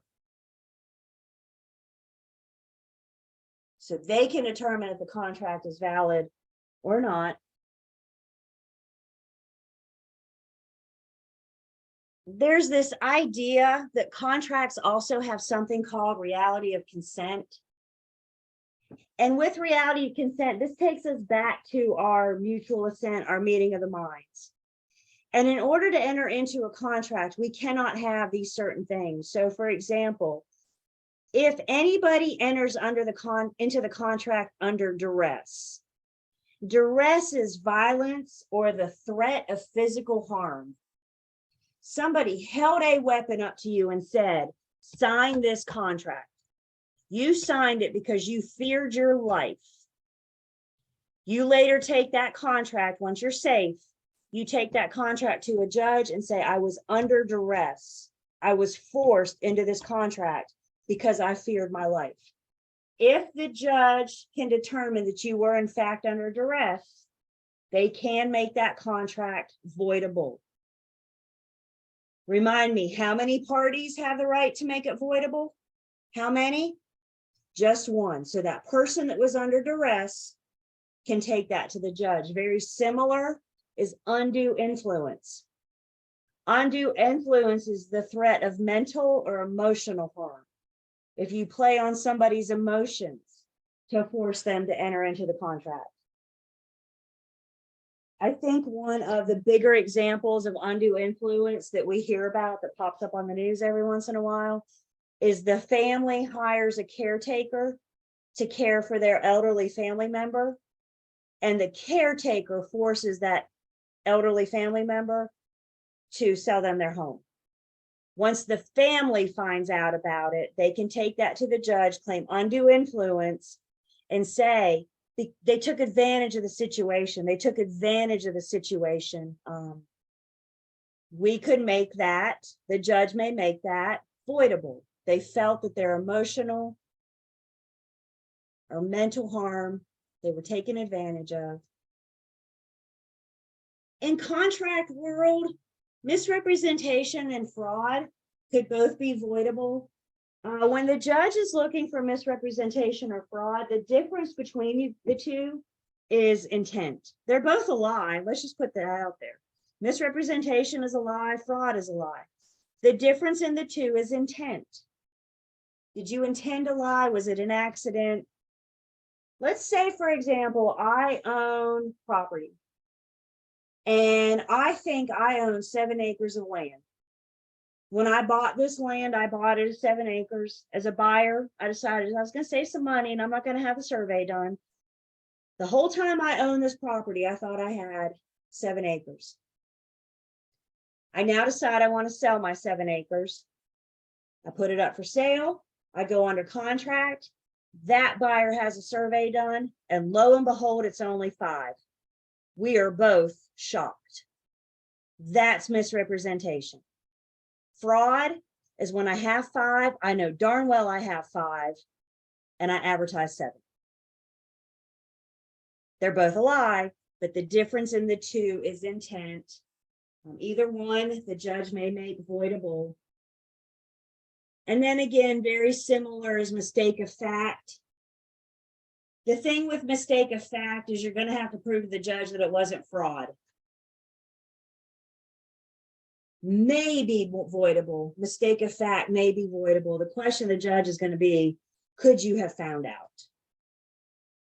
So the last 3 are awfully similar. So we have to have this reality of consent. Legally binding contract cannot have these things. Questions so far?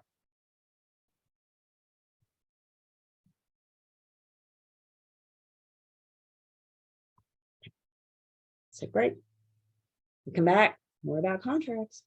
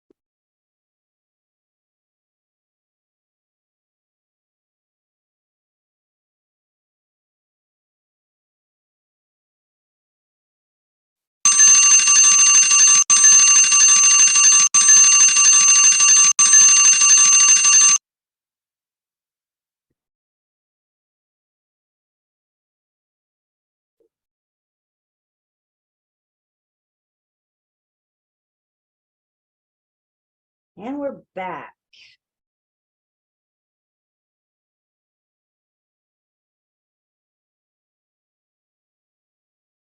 Cameras are on. I am taking attendance. And we are getting back into Unit 9.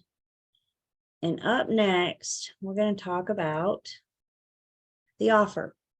Before we talk about the offer, you guys hold your place in the book. And let's go back to page 86. Page 86. And I have taken attendance. So if you're just coming back, please let me know.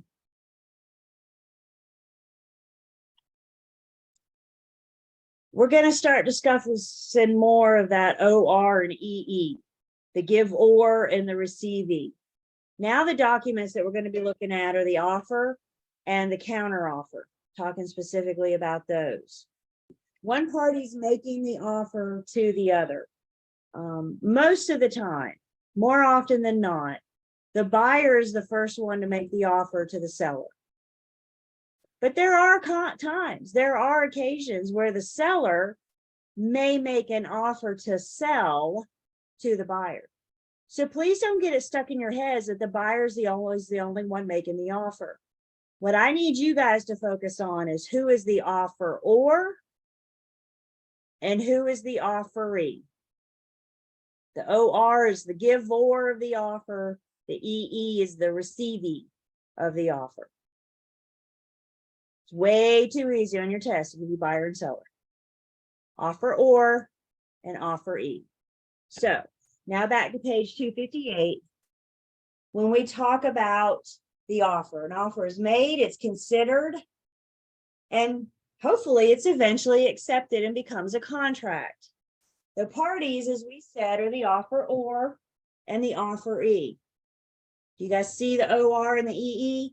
I try really hard to underline the OR and the EE for you in my PowerPoints. Again, you know what your test is not going to do? It's not going to do that for you guys. So I need you to start with your practice questions, your exam questions, paying attention to that OR and that EE. So let's talk about how this looks. Let's talk about how an offer can look. And what we're going to use to discuss this is what I call the contract communication line. I don't have an official name for it yet. I need to come up with something. But this is the contract communication line. And on one side of the communication line is the buyer. On the other side of the communication line is the seller. We're going to build on this, and we're going to talk a lot more about this, because when we come together tomorrow, we got to bring agents into the mix, how this communication works when either party. But let's just start simple and talk first about the buyer and the seller. Generally speaking, more often than not, the buyer is making the offer to the seller. The buyer is the offeror. The seller is the offeree. So the buyer makes the seller to the seller, offeror to the offeree. Anytime the offeree receives an offer, they always have three choices. They can accept it, they can reject it, or they can counter it. So anytime, every time somebody receives an offer, they always have three choices: accept it, reject it, or counter it. If the offeree accepts, they're agreeing to all of the terms exactly the way they are. If an offeree accepts, we're agreeing to everything exactly as it is. If they reject it, if the offeree rejects it, they've killed the offer. The offer is dead on the table. Once an offer has been rejected, there's no going back and reviving it. It has been rejected. It has been killed. The offeree's third choice is to counter it. A counteroffer is a rejection with a but. A counteroffer usually sounds something like, I'm good with all these terms, but the sales price. And when an offer has been countered, the roles reverse in a counteroffer. And now the seller is the one making a brand new offer to the buyer. In a counter offer, the roles reverse. The seller becomes the offeror. They are making the offer to the buyer, who's the offeree. Every time we counter it, those roles reverse. So we had a counter. The ball's now in the buyer's court, yes? The buyer's the offeree, has three choices. Let's walk through those together. What are their three choices? They can accept it, reject it, or counter it. If they accept it, they agree to all the seller's terms. If they reject it, it's dead on the table. If they counter it, those roles reverse again. When we get into unit 10, we're going to see this again. Again, we're going to bring the agents in the mix and just, if not this unit, then in unit 10. When we talk about acceptance, you guys, we need all terms, any change. I don't care how small and insignificant it may seem. If we're not agreeing to all the terms, we're probably creating a counteroffer. Let's say a buyer makes an offer to a seller and says they want to close on February 28th. And the seller says, that doesn't work for me. I want to close on March 1st. Is March 1st different than February 28th? I mean, it's only 24 hours later, but it's still not completely agreeing to it. So the buyer makes the offer. The seller says, February 28th isn't going to work for me. I want to close on March 1st. A counteroffer has been created. I'm good with all the terms except our proposed closing date. And anytime, every time we counter, the roles reverse and the offeree has three choices, always has three choices. They can accept it, reject it, or counter it. Again, building on this, just introducing you, easing you in. But it's important when we have the discussion, there's this magic moment in time. And when it goes from being an offer to a contract. And we'll see this contract communication wall again, because we need to know that magic moment in time. I think it was last week I told you guys about my teammate that had the property for the weekend and she had like 45 offers come in 3 days. Wasn't it only one of those buyers could win, right? The other 44 were rejected. But isn't it important for that buyer, that one buyer, that seller to know that exact moment in time when we're under contract? Absolutely. Absolutely. So an offer is made, an offer is presented, it's considered, think about a counter offer too. Usually the seller starts up here somewhere and the buyer starts down here. And hopefully each counter gets us a little closer and a little closer together. We reach this point and either we can agree on that little bit difference or we don't. So what's going to end countering? An offeree is eventually going to accept it or reject it. It'll counter back and forth. We keep throwing that ball back and forth.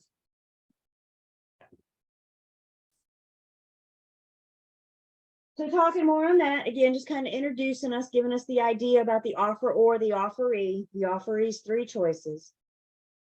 Let me ask you guys a question. Private chat. Back in Unit 5, we introduced you to an act. And that act said that certain documents have to be recorded in order to be enforceable. Do we remember the name? And I'll take one word. I know who you're talking about. Do we remember the name of that act? There are certain documents that have to be recorded so that they are enforceable.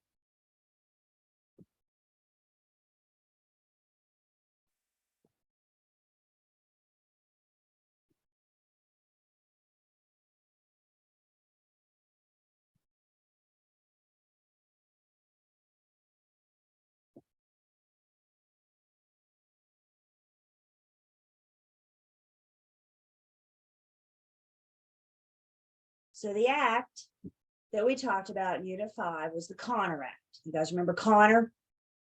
Connor says there's certain documents that have to be recorded. And why do we record? So they're enforceable. Well, now I'm going to introduce you guys to a kind of similar act. It sounds the same, but it's different.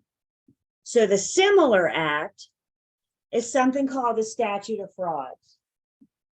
The statute of frauds doesn't require it to be recorded to be enforceable. It requires it to be in writing and signed. Why? So it is enforceable. Remember what we just said? If it's oral, the judge can make it unenforceable. So how do we prevent it from being unenforceable? Statute of frauds says we put it in writing and sign it. Connor says it's recorded to be enforceable. Statute of frauds says that it has to be in writing and signed. I would do a side-by-side on your flashcards because Connor and the statute of frauds tend to get mixed up. So is everybody hearing the difference? Connor says you got to record it. Statute of frauds says you got to put it in writing and sign it. There are some examples, I think, in your book, page 259, second paragraph. It kind of gives us some examples of things that the statute of frauds requires to be in writing and signed. So there's our deeds, contracts for sale, mortgages, options, easements, certain leases, any lease for more than 3 years. Isn't that interesting? Statute of fraud says a lease more than 3 years has to be in writing and signed. Statute of frauds doesn't require a year lease to be in writing and signed, just 3 or more. And please note that says or more. 3 years doesn't count. 3 years and 1 day does. Let me ask you guys a question. Isn't it just good sense to put all leases in writing? A year lease or a week, or maybe even it's a day. Isn't that just good sense? Sure. Once again, your test is not going to ask you what's good sense. Your test is not going to ask you what you're going to do. Your test is going to ask you about the statute of frauds. And when it comes to leases, does the statute of frauds require all leases to be in writing and signed? And the answer is no. Only leases more than 3 years. So we have to know what the statute of fraud says, as this is your text. Statute of frauds. Another contract term we have is something called the parole evidence rule. And what the parole evidence rule says is that the final written word of the contract is going to proceed over any previous oral negotiations. In other words, if the final agreed upon term doesn't make it to the contract, then it doesn't make it. The final written word will prevail. You guys remember back in Unit 2, we were talking about personal property and fixtures, and an item, the number one negotiable item of personal property was the refrigerator. So let's say you are getting ready to list a seller's home, and the seller tells you that they will leave the fridge with an acceptable offer. You put it in your advertising, you put it in your marketing, you contact every buyer or buyer's agent that contacts you, you say, now you know they're going to get the fridge, right? Buyer makes an offer, they say, I'm getting the fridge, right? And everybody says, oh yeah, you're getting the fridge. We are all in agreement. Nobody is disputing the fact that the buyer's going to get the fridge, that the seller's going to leave the fridge. But the fact that the fridge is to remain doesn't make it into the final contract. Is the seller contractually obligated to leave the fridge? And the answer is, you're right. The answer is no, because the parole evidence rule says the final written word will prevail. So the seller could take that fridge. They could leave it, but they could also take it because they're not contractually obligated. That's what the parole evidence rule says. All previous negotiations, anything that we come to terms with, have got to be in the final written contract.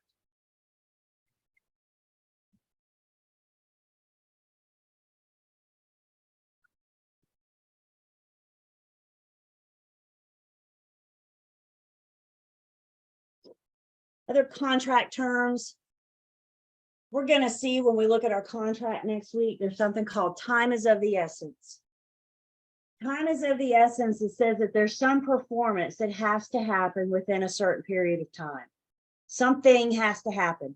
Time is of the essence. And you know the date, you know the time. Time is of the essence gives us a drop dead date and time. Instead if performance doesn't happen by then the other party may have recourse. We're going to see time is of the essence when we look at our contract next class.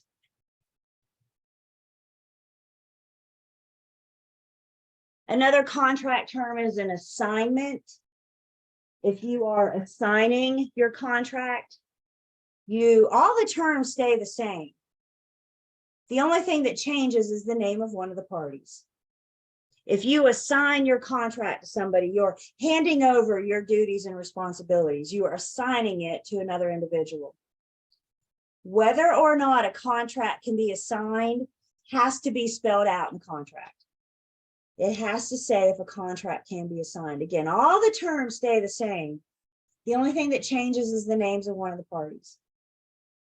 I think a really good example of an assignment, where are my homeowners on the call? Where are you at? Are you paying the same lender that originated your loan? Whomever helped you get that loan, did they sell your loan? Probably. Why they sell your loan, how they get to do that, all that good stuff. We're talking about units 14 and 15. But that is an example of an assignment. You go to closing, the loan is finalized, and then your lender may assign that contract to another lender. When your mortgage lender changed, did your interest rate stay the same? Did your payment, due date, all the terms stayed the same, right? The only thing that changed is the name of the lender. And that's an assignment. A little preview, some foreshadowing to units 14 and 15.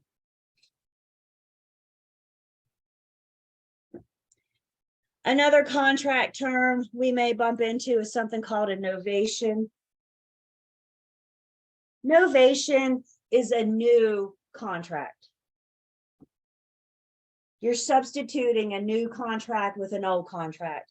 Maybe your old contract, there's been so many changes and your old contract is so hard to read, nobody can make it out anymore. So we do a novation with a nice clean contract where everybody can read it. By the way, keep the old contract, because what do we document? Everything. That old contract shows my meeting of the minds. That old contract shows the mutual assent. Keep it all, document it all. I actually had a really good example of a novation a couple years ago, and I was so excited because I was like, yay, I have a story for pre-licensing now. So I was the listing agent. My seller was a flipper. So what they did for a living was they bought homes, redid them, flipped them, and then turned around and sold it. So once this guy flipped the home, I listed it and put it on the market. We had a buyer come in and make an offer. Offer was negotiated, accepted it, poof, we went under contract. No problem, right? Yeah, well, the buyer was getting an FHA loan.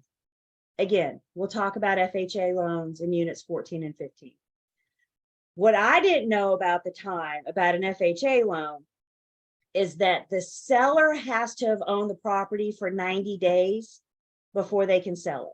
FHA requirement. I don't know why. It is what it is.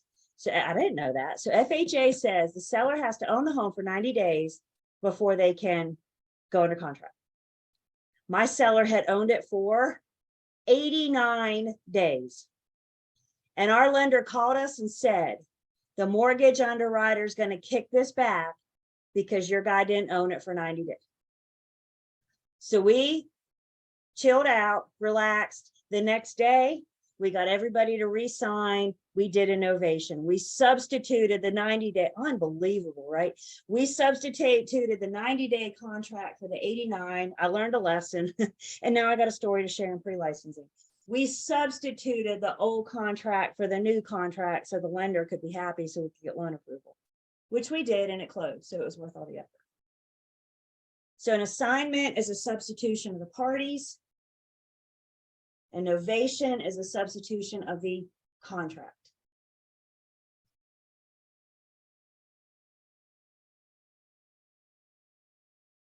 Private chat.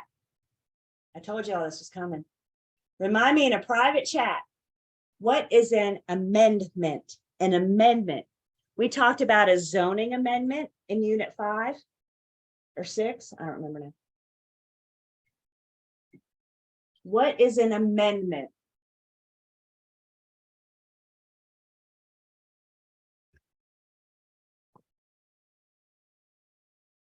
I love it when y'all answer my question with a question.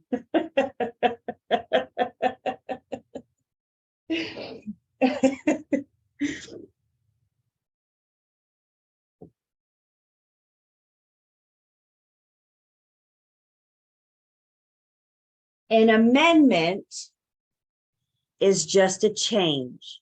So a zoning amendment is to change the zoning. A contract amendment is to change something that we've already agreed on. We have a signed contract, and for whatever reason we decide to change, for whatever reason we decide to make a change to our original contract, we are amending our original contract. An amendment is a change. Anything is always negotiable. So even once we're under contract, the parties can renegotiate. Maybe we're renegotiating repairs. Maybe we're renegotiating the purchase price. Anything is always negotiable. Once we have an agreement, it's still negotiable. I want you guys to be very clear. Compare an amendment to an addenda. Remember, we've looked at our lead-based paint hazard addenda. When you guys see the word addenda, I want you to see the word add.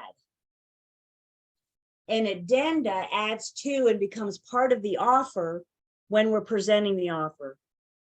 An amendment is changing an already existing, I'm editing our slide as we speak. I like offer better. An addenda adds to and becomes part of the offer. When you present your offer, you present it with these addenda.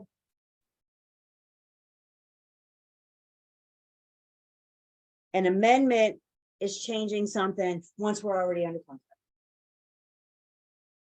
So an addenda versus an amendment.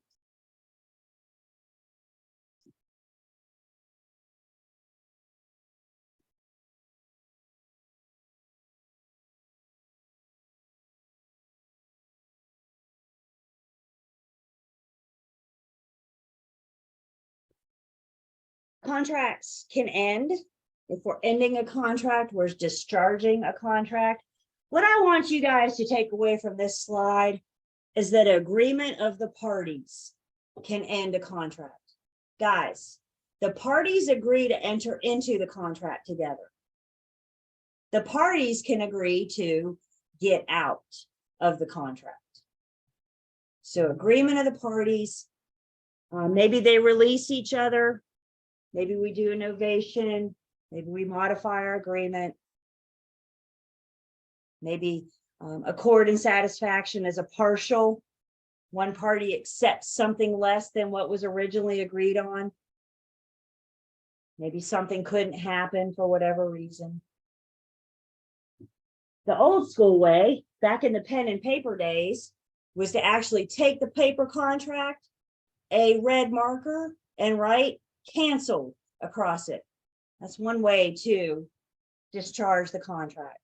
Flat out cancel it. Again, what I want you guys to see from this slide is that the parties can agree to discharge. The parties can agree to let each other go. So one way we can discharge a contract is by agreement of the parties. Another way we can discharge a contract is full performance. Both parties have done what they promised to do.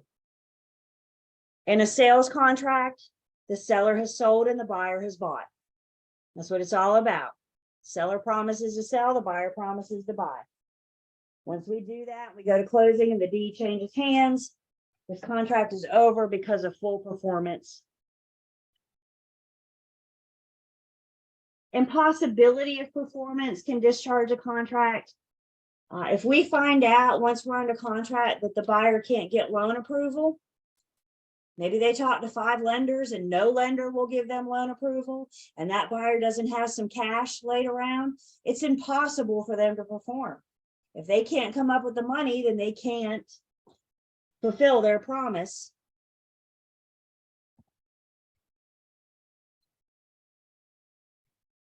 If we go under contract and then kind of tied under operation of law, the seller loses the property. Maybe it's a bankruptcy, maybe it's a foreclosure. It's impossible for the seller to sell it when it's not theirs. So if the judge, operation of law, there's our mutual agreement again. Parties can agree to get out. And then if either party breaches, again, our contracts have remedies. What if somebody breaches? So those remedies are covered in a contract.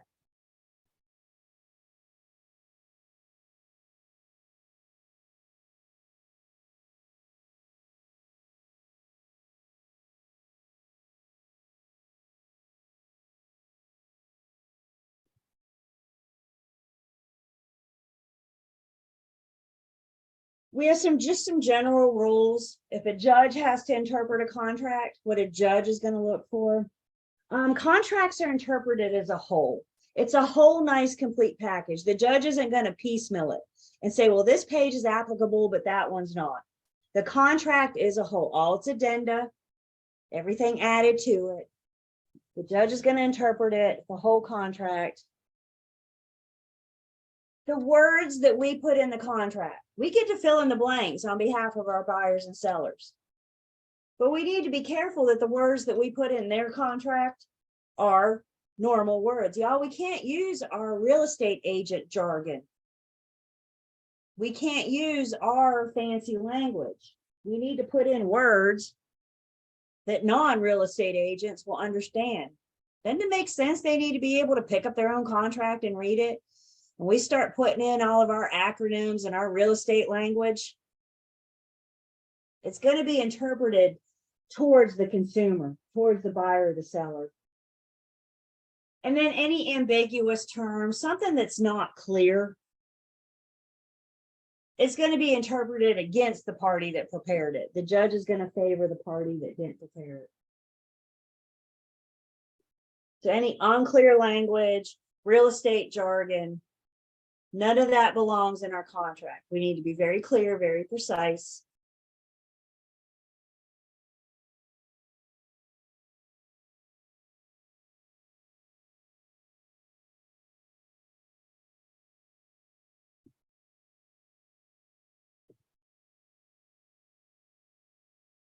Our contracts have to have remedies. What if somebody breaches? What if somebody does or doesn't do what they promised to do? We shouldn't be left to wondering, if you breach, what do I get? And our contract has remedies. And there's a couple different types of remedies that the contract may see. The first type of remedies are money remedies, money damages. So one money contract remedy is something called compensatory damages. With compensatory damages, the non-breaching party is going after the breaching party to reimburse them for the money that they spent on this contract or as part of this contract. The whole point of compensatory damages is to make the injured party whole again. Put them back financially in the position that they were before they entered into the contract. So the non-breaching party can go after the breaching party. If the breaching party isn't willing to sit down and write out a check, then the non-breaching party can sue. They can take the breaching party to court. With compensatory damages, the judge is going to look for money that can be proven. Do you have invoices? Do you have receipts? Do you have a canceled checks? Can you prove? And that's what we're looking for, is documentation, if you will, that you spent this money as part of the contract. And because the breaching party breached, you're going after compensatory damages to make yourselves whole again.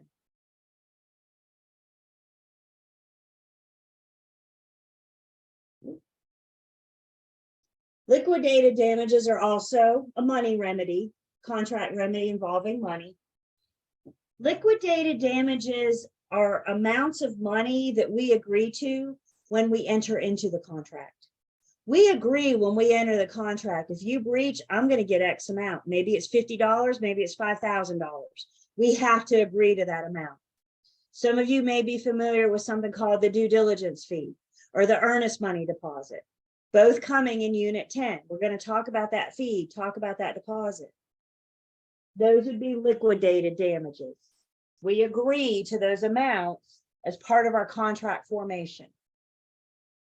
Again, if the breaching party isn't willing to sit down and write a check, then we can sue them. We can take them to court. The non-breaching party can sue the breaching party.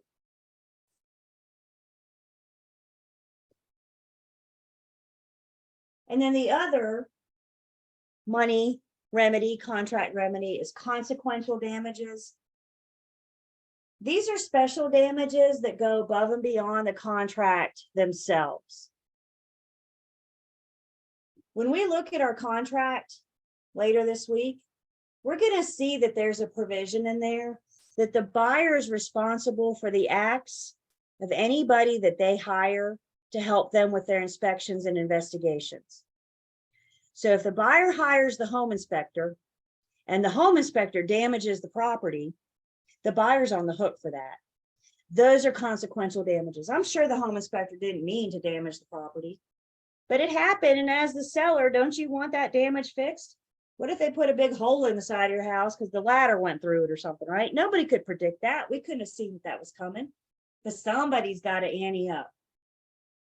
So the buyer's responsible for the actions of their parties. And that could be our consequential damages, our special damages. Again, if you're not willing to sit down, if the buyer in that case isn't willing to sit down and write a check, then in that example, the seller can sue them for consequential damages to get their home fixed if the buyer doesn't buy, even if they do.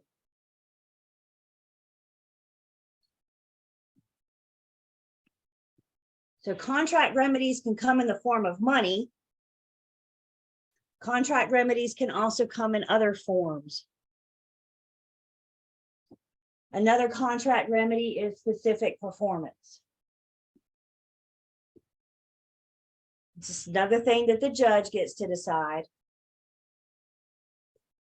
If the judge awards specific performance, the judge is making the breaching party perform as promised. Typically, when we see specific performance, is the buyer going after the breaching seller. So the seller says they want to sell, they enter into a contract with you, and then they wake up and say, nah, I don't want to sell, I've changed my mind. The buyer could go after the seller in court for specific performance, and if the buyer wins, the judge is making the seller sell.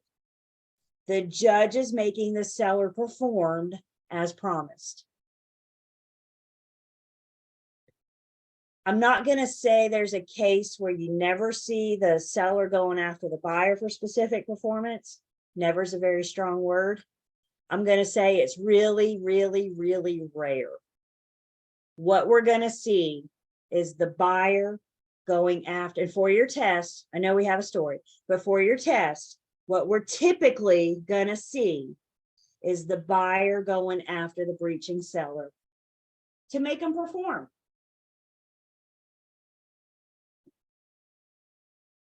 To make them sell.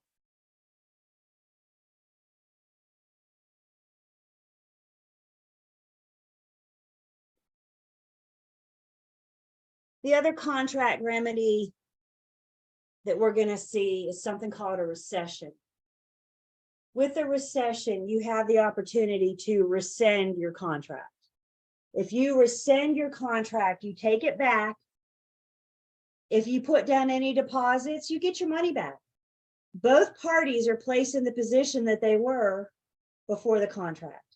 You take your contract up, we tear it up. If you put down any deposits, you get your money back. You rescind your contract. Private chat time. Who can remind me how many days a buyer has to rescind their timeshare contract? How many days to rescind their timeshare contract?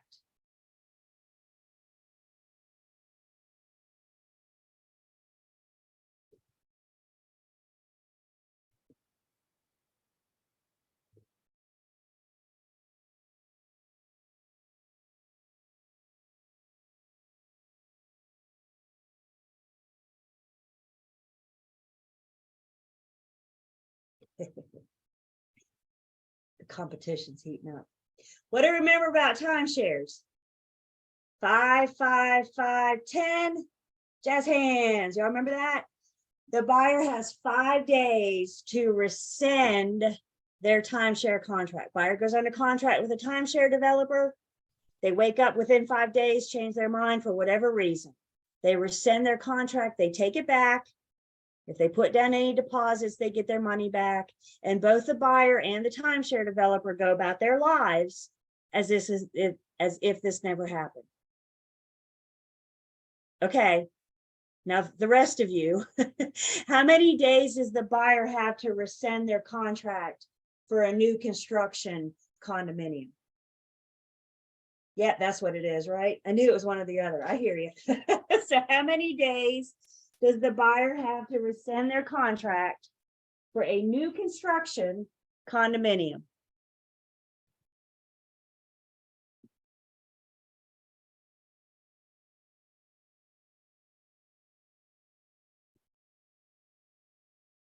The answer to that one, is everybody weighed in? The answer to that one is 7. Is one or the other, right? Had a 50-50 shot. 5 days for the timeshare, 7 days for the new construction condo. Rescind your contract.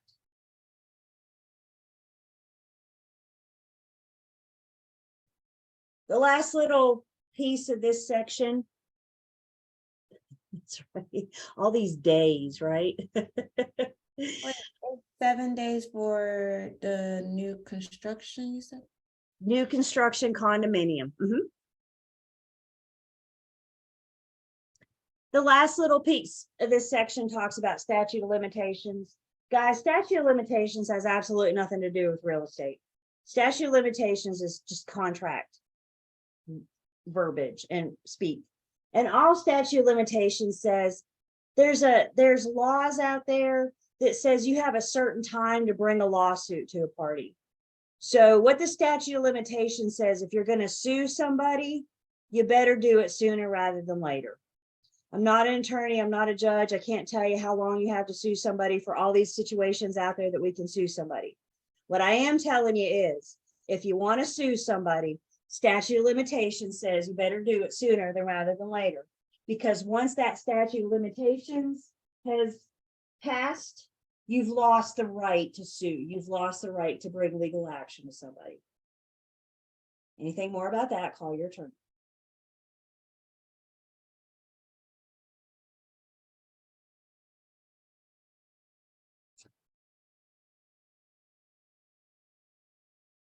So let's bring this home. When it comes to contracts, what's this mean for us? I am not an attorney. I cannot draft legally binding documents. I cannot create legally binding documents. I cannot add verbiage.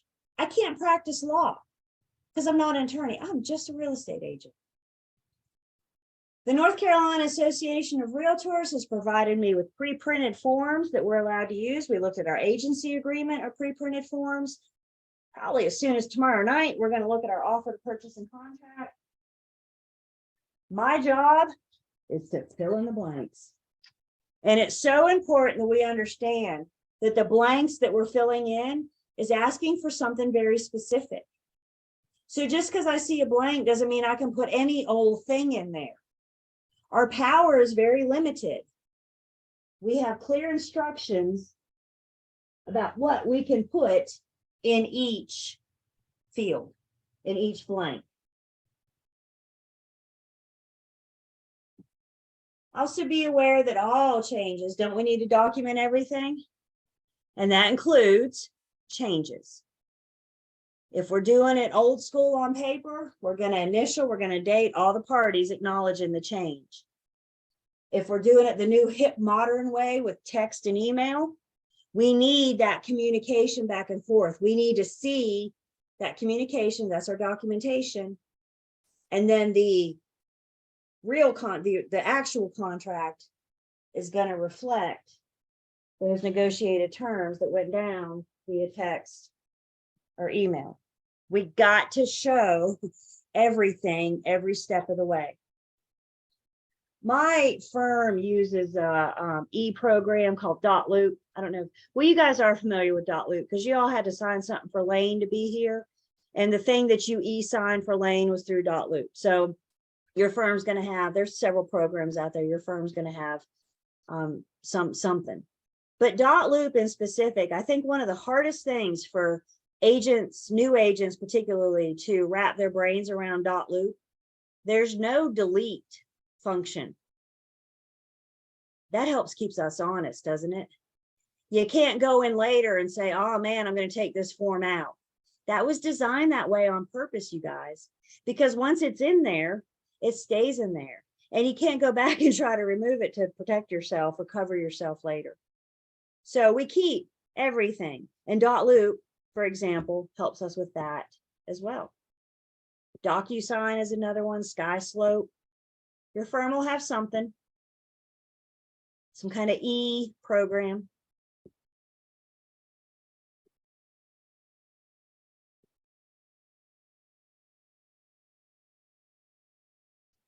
Last little piece in this unit from the book is to talk about auction sales. We briefly mentioned these in Unit 7 when we were talking about our working with real estate agent disclosure. Please always remember when it comes to auctions, I want you guys to put auction sales in this whole separate category all by itself. And y'all pretend that auctions don't even exist unless the test question specifically says something about an auction sale. They are totally different beasts off there all by themselves. Auction sales, there can be two types of auction sales, those with reserve and those without. An auction with reserve means that the seller has the right to stop the bidding at any time. So if the seller is not satisfied with how the bidding is going, with reserve means they can stop it. An auction without reserve then means they get what they get.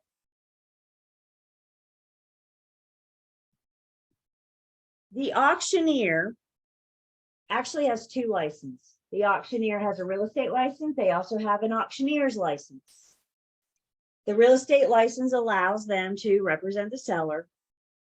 The auctioneer has more power than the typical residential sales.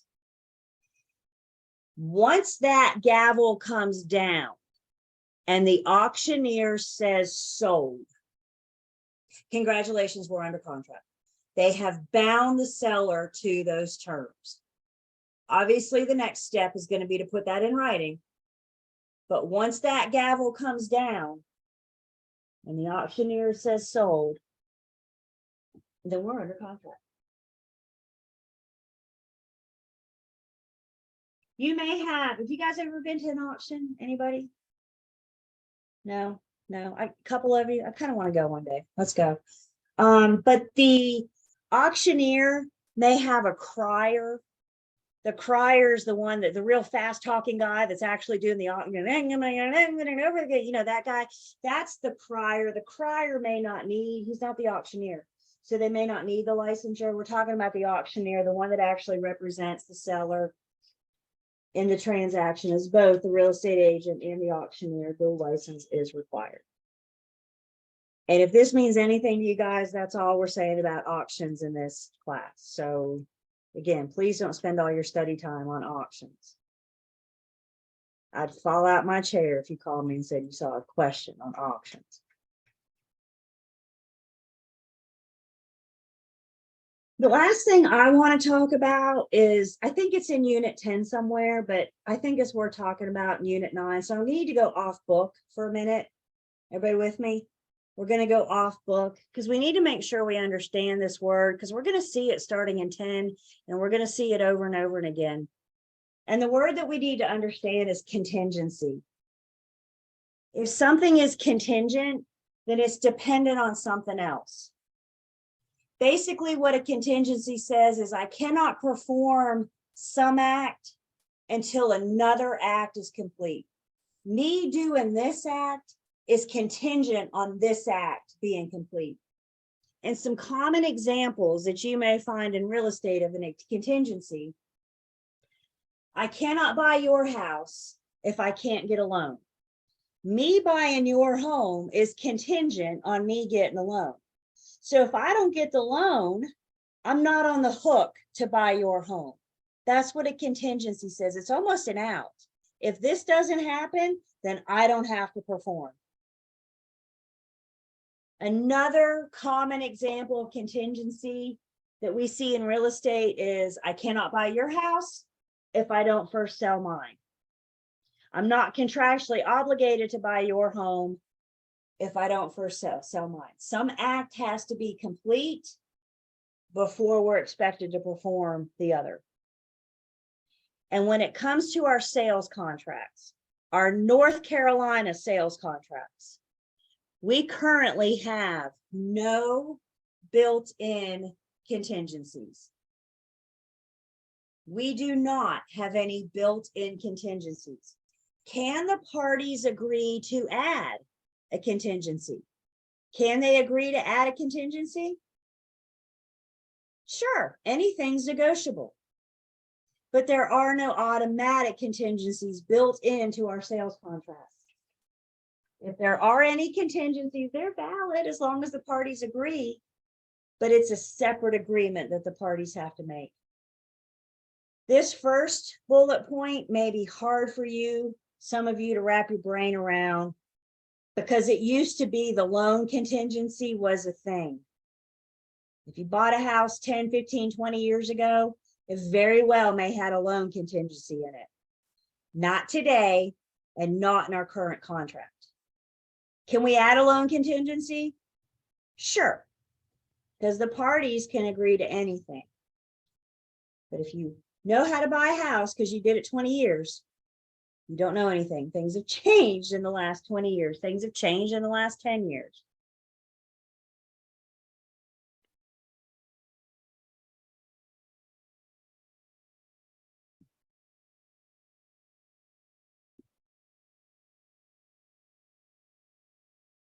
And that gets us through Unit 9. Once again, those key terms are back on page 253.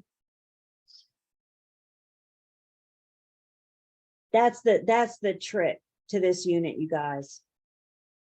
For Unit 9 is knowing what the words mean.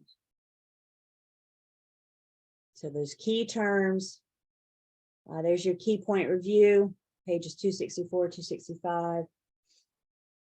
And then your student quiz, pages 266 to 267.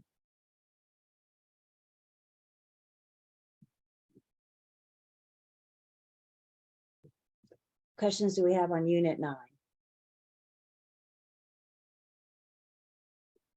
You already signed up for law school yet? No? Okay. One thing at a time. I was just going to suggest one thing at a time. Let's worry about getting your real estate license, and then we get you in law school if you want. Fair enough?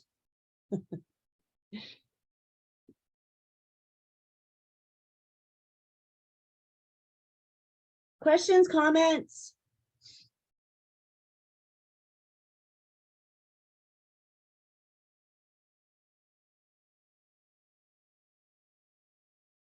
Okay, I just have a couple minutes left, so let's just get ourselves positioned for tomorrow night, right? Big deep breath. When we come in tomorrow, we're going to start in unit 10. I didn't give you time to breathe. I'm sorry. Big deep breath. Okay. So when we come in tomorrow, we're going to start on unit 10. Again, unit 10 gets more specific on our sales contract, the ones that we use the most often, and the practices. So we're getting more into specific into real estate terms. What we did in unit 9 is basic contract law. Maybe that applies to real estate. Maybe it doesn't. It's not about real estate. It's about contract law. But now in 10, we're getting into more specifics. So our roadmap, just to give you something to look forward to for tomorrow night, our roadmap, the star of unit 10 is our standard offer to purchase and contract. Again, I don't need to know that it's standard form 2T, but you might want to have it as a reference. We're going to spend some time looking at the contract. You do have it in your book on page 271, but remember, we're not looking at forms in the book. The contract you have in the book is out of date. So we're always going to look at all forms in the online learning system. We're going to explain the sales contract procedures. So we're going to talk about that magic moment in time when it goes from being an offer to a contract. We're going to talk about contract formation and our communication wall and how the agents look in it. When you bring agents into the situation, how do they look? And then the last piece of unit 9 is going to talk about some alternative land conveyances. Not everything goes traditionally. Remember earlier we talked about a unilateral contract. So that's something that's going to fall in this category of alternative land conveyances. So that's your little preview for what to expect. Tomorrow night, we are jumping into the sales contract. We're going to start on page 270, work our way through unit 10. Definitely won't get through it all tomorrow, but we should definitely get through it by Thursday. So again, before we leave on Thursday, we'll talk about what next week's going to look like, including the midterm. So come tomorrow prepared for unit 10. And you get 3 minutes tonight. So there you go. Y'all have a good night. And I'll see everybody. Don't float away, right? But I'll see everybody tomorrow night.